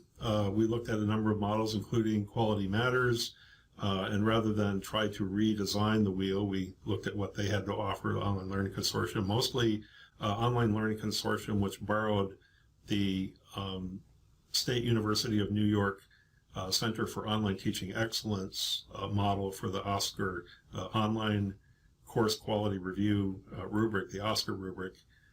We decided to adopt that into our process here to help faculty guide them in their creation of courses and also in the review of existing online courses. So we had a number of courses, like many of you, that were already previously designed and up and running, but we also had faculty from departments wanting to develop or convert their face-to-face course to an online course as a new kind of environment. So both of those pose different kinds of challenges. We like to keep those processes a little bit separate. Online Learning Consortium, just a plug here for those of you that aren't that familiar with it, provide many, many resources developing their institute. They have a certificate program for training faculty and staff. They provide numerous workshops and a mastery series for people who are pretty well versed in all of the things that go on there. And finally, the OSCAR review rubric that they partnered with the SUNY system to implement is very, very well done. You can also implement, you can go directly to the SUNY site, which I will share the link for that in a moment. Now, moving to what we do here at Upstate in terms of our process, we have three particular main components of our online process here. The first is the online teaching certification. So we do require that all of our faculty are certified to teach in an online environment. If they haven't received certification, basically we use that as a gatekeeping model for finding out exactly what they do and what they've done in the past. If we get people that are not certified, especially new faculty that are not certified, I ask them to talk to me a little bit about their past experience. And if I find out, for example, that they have prior certification through Arizona State University or through Blackboard from another institution, then they're good to go. I approve them, and they go ahead and they're able to teach. We've had faculty who are already certified both through our own process from years past, but perhaps even somewhere else who decide to go through our own certification process just because the course, the 5-week course that we have developed for faculty to do that, they find to be very supportive of learning new techniques and models and tools. And here's just a quick little screenshot, over on the left, looking at some of the things that we have. There's a picture of Mike Lampe down at the bottom, who was one of our instructional designers here, who had to leave us, sad to say, who's now thriving and prospering at University of Colorado, Denver, in the SCAG School of Pharmacy, I believe, if I got that right, doing instructional design work there. Very excellent instructional design work. So we look at all of these things, the basic organizational structure of the course, accessibility, motor skills, communication and engagement, and assessment building, all within the Blackboard environment. We are a Blackboard campus, of course. The next level that we have is the level 1 course building. This is for faculty wanting to build a new online course. We're recently starting a new process where we're having the academic departments make that triage decision about who needs to develop a course or who wants to develop a course, so that they can make those decisions within the curriculum structure that they have in their department and program first before coming to me individually, which I think is a better model. I've had instances in the past where individual faculty members come to me to develop a course, and the academic departments really didn't know that the faculty member was doing that. From my side, it was easy. It's just like, sure, you want to develop an online course? Go ahead. And we found it's a little bit better to manage if they know, the faculty departments know a little bit more about what's going on in their own department. So that's the level 1 program for new online courses or converting face-to-face courses to online. That has a series of modules that faculty have to work through to develop the content that they have for the final building of their course. And the final building of their course culminates in going through that OSCAR review process. It's a 50-point rubric that an individual or one of the peer reviewers on campus can go through and kind of check out with them. And then finally, we have the level 2 course redesign process for existing online courses. We have a lot of courses, as I said previously, that are already put up and have been running for quite some time. Those are courses that need to be reviewed just to check for the overall quality.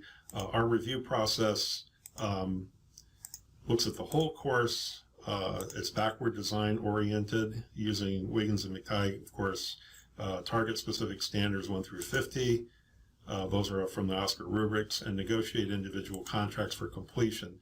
And the OSCAR rubric allows for looking at a whole course and picking out individual things that need to be perhaps changed or completed or inserted if they weren't a part of the existing course. And that allows for us for a pretty efficient use of that time with the faculty to say, okay, you need to fix number 12 and 11 and 23 and 27, but that's really it, rather than trying to get them to redesign from the ground up a course that's already been up and running. Sometimes, of course, there are many more things that need to be developed, and our grant support process is sort of based on that relative level of whether it needs minor revision, moderate revision, or major revision.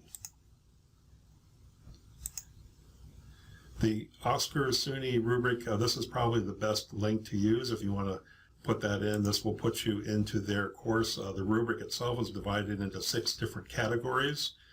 Each of these categories, as you can see, has a number of standards within them, anywhere from 10 to 7 or 5 or 6 different items. And then there is a process that we go through with a form. So they have to go into the form and pick out the different things. You can see here just a quick glance at the rubric itself. So for any one item, 1 through 50, number 11 is pictured here at the beginning of category 5, which looks at course technology and tools. You can see that you examine your course for the requisite skills for using technology tools. Are they present, sufficiently present? Does it need minor revision, moderate revision, and major revision? The SUNY OSCAR website has a lot of resources for every one of these 50. So you can go into number 11, and on that page there will be videos and many, many resources just for helping you guide a faculty member through revising that one particular thing. So we find that to be very, very useful. And then after they're done, there's a form that they fill out. When they're all done with their rubric and the form process, they submit that, and that gets copied to me, as well as they get a copy for themselves, and that becomes the basis for deciding the action plan. The action plan is what they then use to proceed to revise their course if it's part of the course review process under level 2. So again, we're talking about an existing online course where they may need to change something. One faculty member may need to change 5 or 6 things. Another faculty member may need to change 1 or 2 things, and another one might need to change more than that. So this is, they can go through and do all of that appraisal of their course and develop the action plan. And that's what we agree on to be their actual contract for completing the work. And again, this is all part of that concierge model. And then under the course building modules, each one of them has, as I said before, a number of the standards from the OSCAR rubric. So they can pick, which let's say they have to pick something in standard 17, so they know to go to module 3 in our support course and do module 3 design and layout and find the resources that they need to do that. One feature that we've implemented that seems to be pretty good, we developed what's called a course exchange. This is actually a list from a previous course, but we try to list all the people in a cohort, all the faculty going through a particular course, with a link to their Blackboard course. And what that link allows an individual faculty member in the cohort to do is to click on that and request entry into a Blackboard course that another faculty member may be working on, and they get a chance to see, you know, like, hey, I saw that you have a particularly good introduction to your course laid out. Can you go ahead and give me that? And they say, sure, that'll be good. And then going back to the OSCAR form here, we went through a process where we used the OSCAR rubric form existing at the SUNY site, which we found to be a little bit cumbersome. We decided not to use it particularly for that model. We developed one version of it in SharePoint, which also didn't work too good, and then finally settled on Microsoft Forms, which we now have this form, which is much cleaner and better, and it allows the faculty member to go through the entire 50-point rubric pretty quickly. It takes them between an hour and 90 minutes. Also, it's very mobile friendly, so they can go through actually on their phone and, you know, sort of click through the different parts of their online course. So this is basically our program course review process. There's a faculty self-assessment, a peer review by one of the people trained through the OLC to use the OSCAR rubric here on campus. We get an instructional designer or myself to look at the 2 different assessments, both the peer review and the self-assessment, and reconcile any differences. The action plan is developed and the course revision process is set into place. And then finally, when they're done with all of their work, there's final review and approval. And last but not least, the post-teaching cycle review. So once they're done teaching, they then go back and look at how things went, and they put all of that information and feedback back into their course. And here are just sort of 4 summary questions. If you want to look at these: how best to engage faculty in reconsidering or critically examining their own student learning outcomes. Learning outcomes, of course, are one of the persistent problems that we have. How do we replace communication in traditional in-class discussions with things that we do online? We're constantly kind of reviewing and looking at ways to improve on that.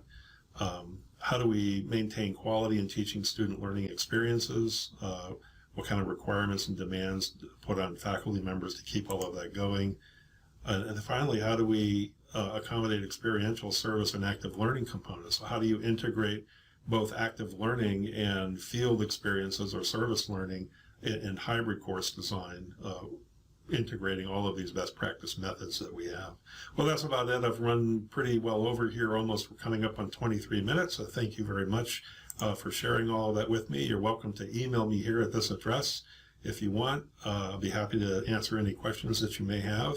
And it's been my pleasure to go through all of this with you, and hope to hear from some of you in the future. Enjoy the rest of National Distance Learning Week.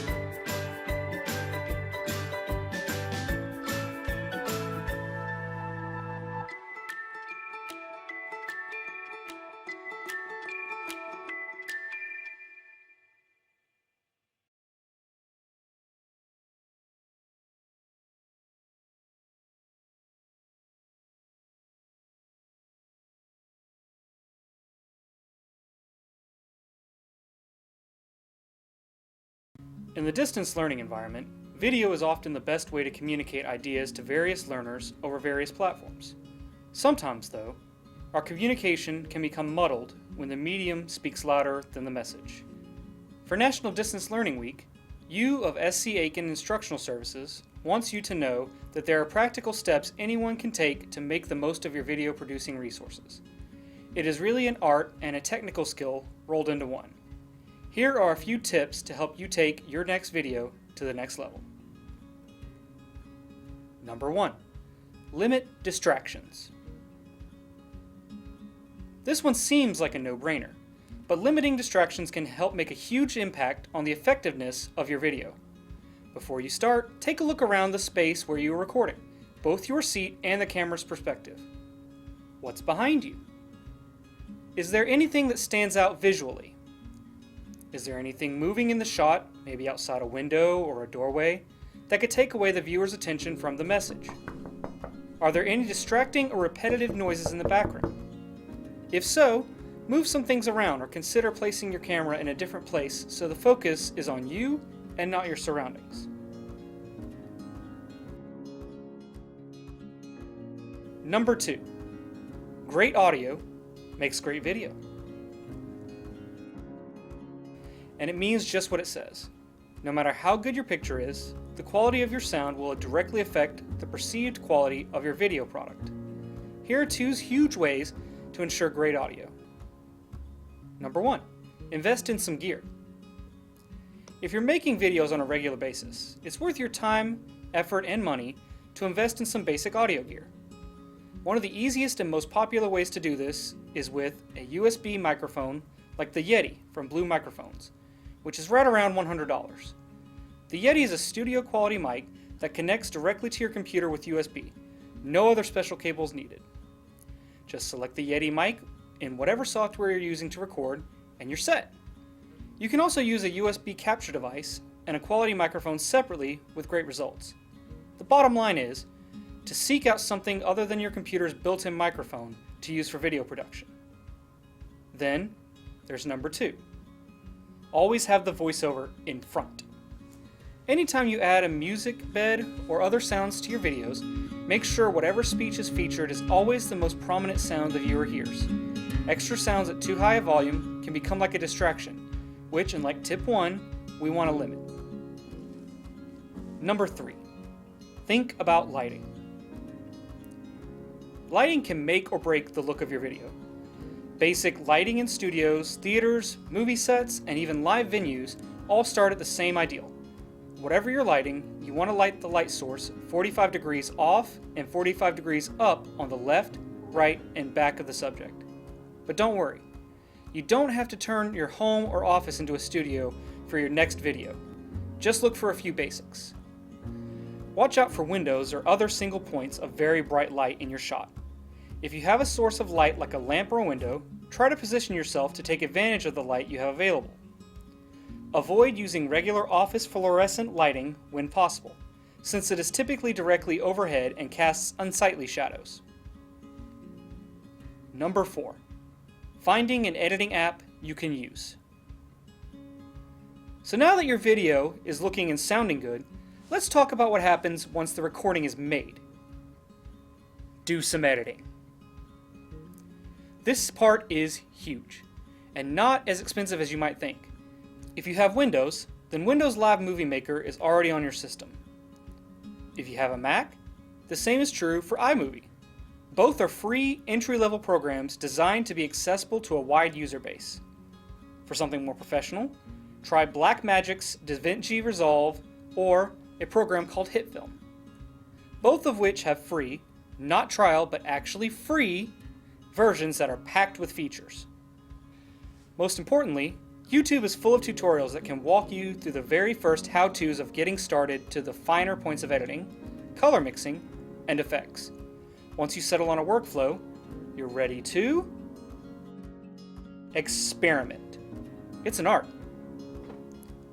Yes, there's a lot of tech involved in working with video and audio, but at the end of the day, putting it all together to tell a story or teach a lesson is an art. When you're planning to create a video, allow enough time to experiment with the technical aspects of the process. Try different lighting and see what looks best. Try saying a line a certain way.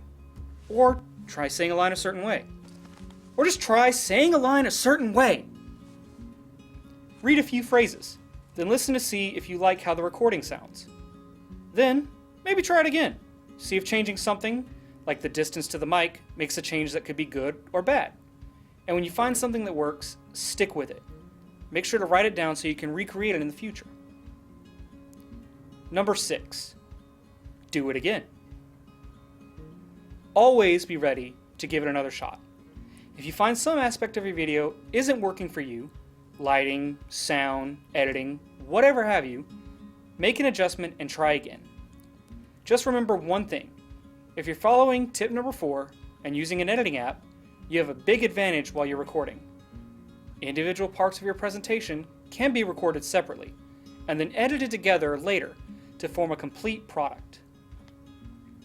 Just keep in mind when you're recording to leave a few seconds of space at the beginning and end of each take, so you have a little room to edit anything and everything together.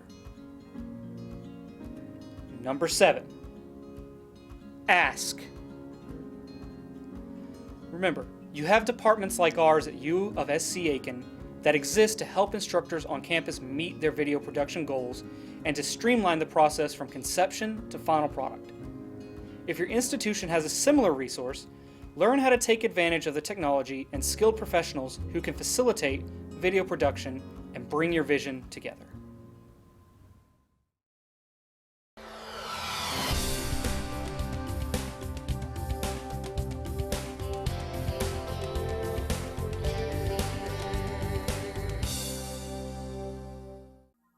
USCA Aiken has constructed what is known as a Zoom room for the purpose of improving distance learning in a synchronous teaching environment. The room has equipment that seems specialized, but in reality is very simple in its scope, installation, and function. The video conferencing capabilities are built around a company named Zoom, which is a service that offers worldwide resources with interactive video meetings. Zoom supplies the cloud where the meetings take place and the software interface for users to operate the equipment and connect to the meetings. The equipment in the room consists of audio, video, and display components that allows participants to send content such as the computer desktop or a video camera output. The desktop can send anything that can be displayed on a computer. For instance, a PowerPoint presentation. The camera can be configured into any view the user desires and has complete pan, tilt, and zoom capabilities. The meetings begin by the user scheduling through a calendar.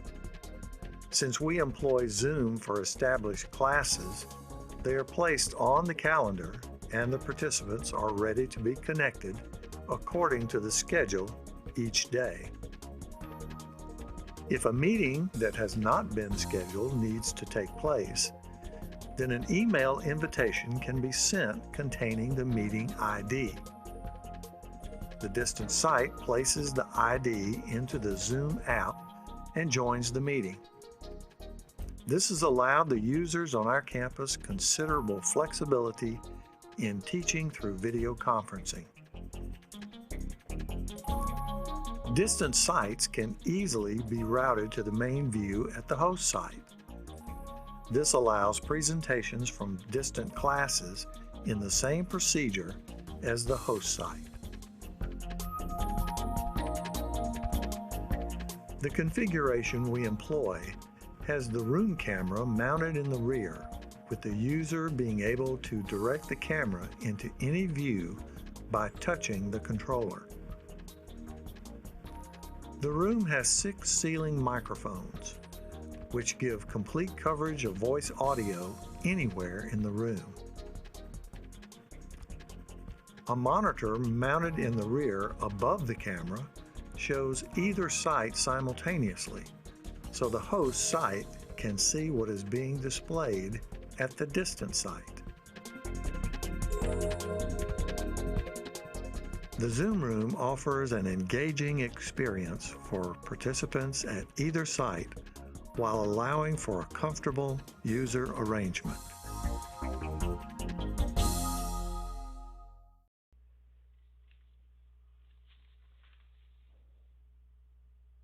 Hello, I'm Dr. Wendy Schwader.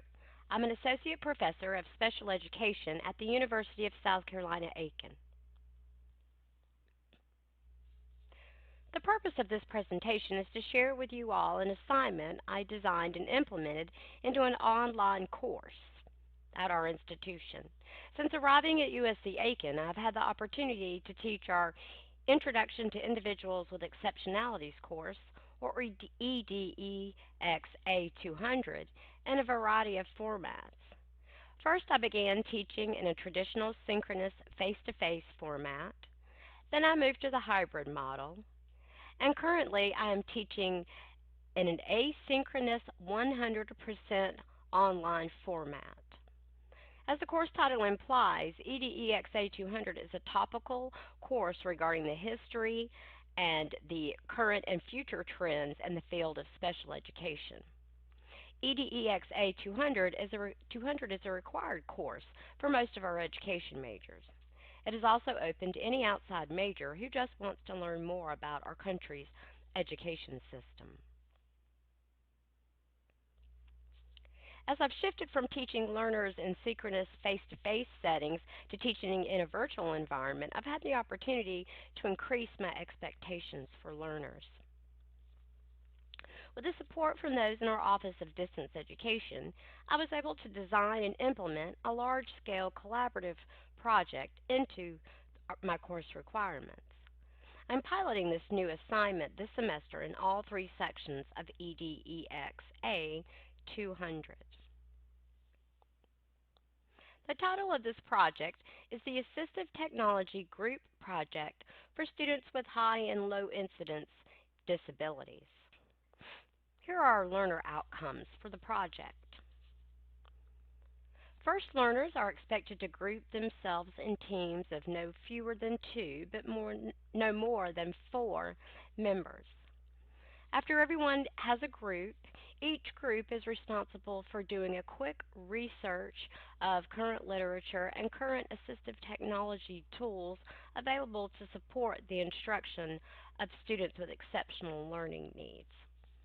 Second, groups are asked to determine whether students with an exceptional learning need have a high incidence disability or a low incidence disability. High incidence disability refers to the areas of exceptional learning needs that we see most often, such as learning disabilities, speech and language disorders, or emotional and or behavioral disorders.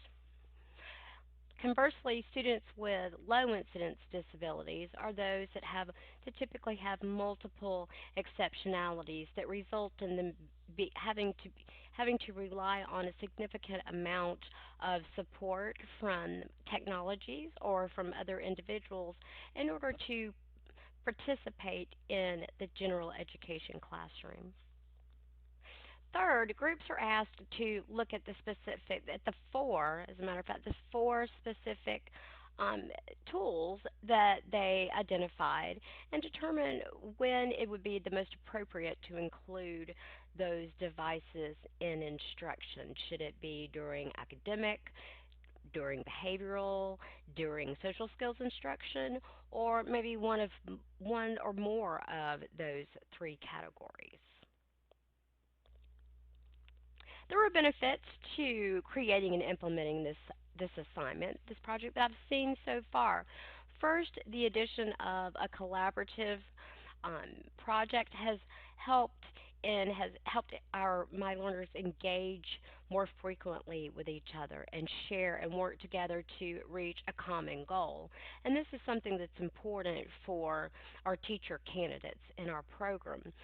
More often, educators are attending meetings in a virtual setting due to different schedules and due to the need to be flexible in order to find a common planning time during the day. During some of these online meetings, practicing teachers do things as collaboratively lesson plan, and then they also collaborate to work together to find accommodations and modifications to be able to individualize instruction for one or more students. In addition, this assignment allows my students to extend their higher order thinking and allows me to measure their ability to apply and analyze information that they've garnered from our text, from outside vetted sources, professional readings, and then also by lectures and content that have been included throughout the online course on our Blackboard course website. So as I was designing this large-scale project, since it does span the entire length of the semester, I decided to break the large project into 4 smaller sections or phases. I've already talked a little bit about phase 1, and in phase 1, basically that's students grouping together and then doing a quick search to find 4 assistive technology devices that can assist students with exceptional learning needs. In phase 2, each group writes a research paper after doing some further research on the assistive technology tools that they've selected. In phase 3, they use the information from the essay and create a dynamic multimedia presentation. And then finally, the final phase of the project is for each learner to review all of the group presentations that have been posted to our course website, and then each learner is asked to provide his or her written comments.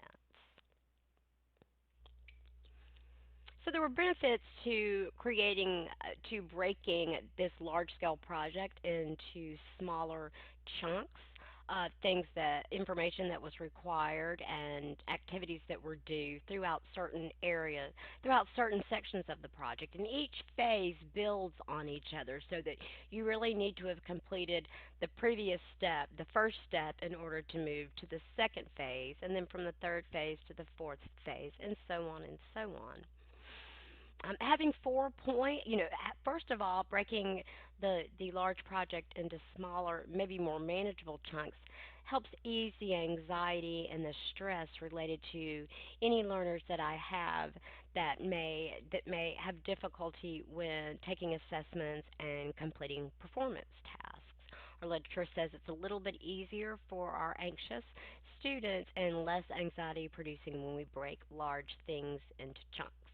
It's also something we do in special education. Another benefit is that I'm now, thanks to breaking the project into 4 separate assignments, I have 4 opportunities at minimum to check for learner understanding and to clarify any misconceptions. So when I'm grading after each group phase is submitted, I grade the activity, I grade the assignment, and then I have that opportunity to stop and speak with each of my learners, either by groups or again reaching out to them individually. And then the last benefit is that I have increased opportunities to measure learner attendance and learner participation in an online virtual setting. In the past, when I taught traditional courses face-to-face in a synchronous environment, I was able to look, and visibly see the learners in course who were attending and the learners who were not attending that class session. And now that I'm teaching in a virtual environment in an asynchronous format, it's difficult for me to be able to verify learner participation and learner attendance. So thanks to the group project and being able to break it up, I now have at least 4 opportunities to give students an extra grade that I can also use as an attendance point. And then lessons learned, things I need to think about before the next semester. Next time I would choose to create learner groups and assign each group member a specific role as opposed to allowing learners to form their own groups. It took a little bit of extra unnecessary time and I think a little bit of extra stress to the students when they were allowed to pick and choose who they wanted to work with. Another thing that I've learned before the next time I teach this course is I plan to revise the directions and the instructions for Phase 1.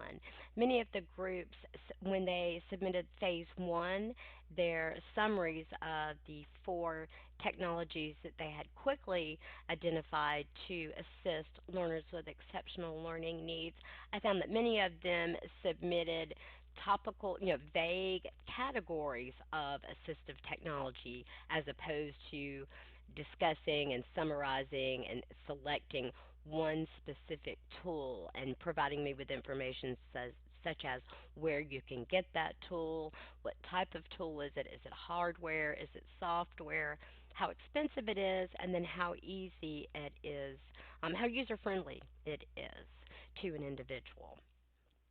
And then the last thing I learned from this process is that I would definitely plan to use this particular assignment and create more large performance-based assessments, hopefully collaborative, as many collaborative as I can. Okay. And now I'd like to show you all the rubric, the scoring guide that I used to grade this project. Okay, here we are. And this is also, I have created this into a PDF and it's uploaded onto the course website so that our learners can look at it anytime they want to. I'm going to go through this rather quickly, but what you see at the top is you have the learner outcomes for this project.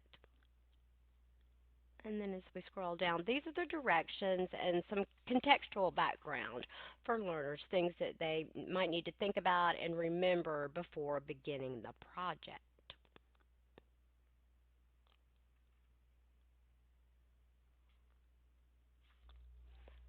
All right, and here we are at Phase 1. Here are the instructions written out in narrative format. And each of the items, each of the information that I include, the expectations that are set out in this written portion of the rubric. Let's see if we can see that. Let's go down to Phase 2. I will show you. If you go down for Phase 2, you see where I have actually created a rubric that I can use and that my learners can look at as they are completing the sections, the phases of the overall project. So remember in Phase 2 of the group project, each group is expected to collaborate and do some further investigation into those 4 devices that they chose. And then they need to do some additional research, some supporting evidence to why each one of those 4 devices is appropriate for a student with a high incidence or low incidence disability.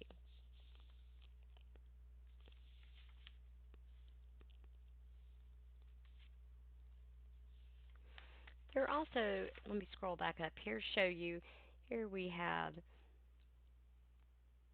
some guiding questions that learners can use as they are writing their essay.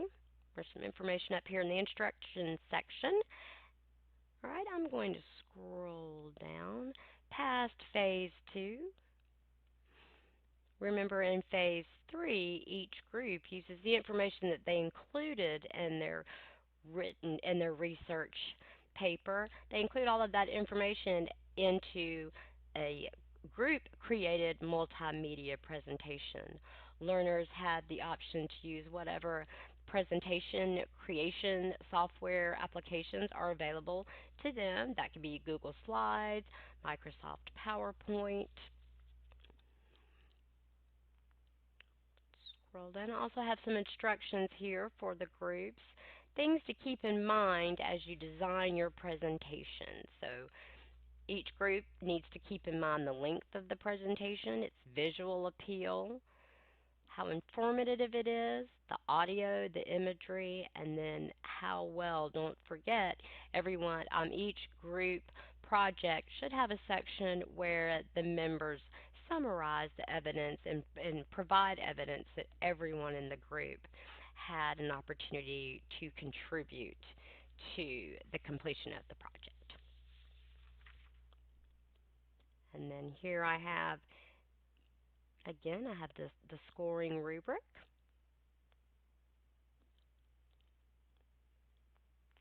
And then finally, here are the directions, or excuse me, the instructions, and then the rubric for individual learners after they've viewed each multimedia presentation from each group, and as each individual are writing and submitting their written responses to the presentations that they viewed.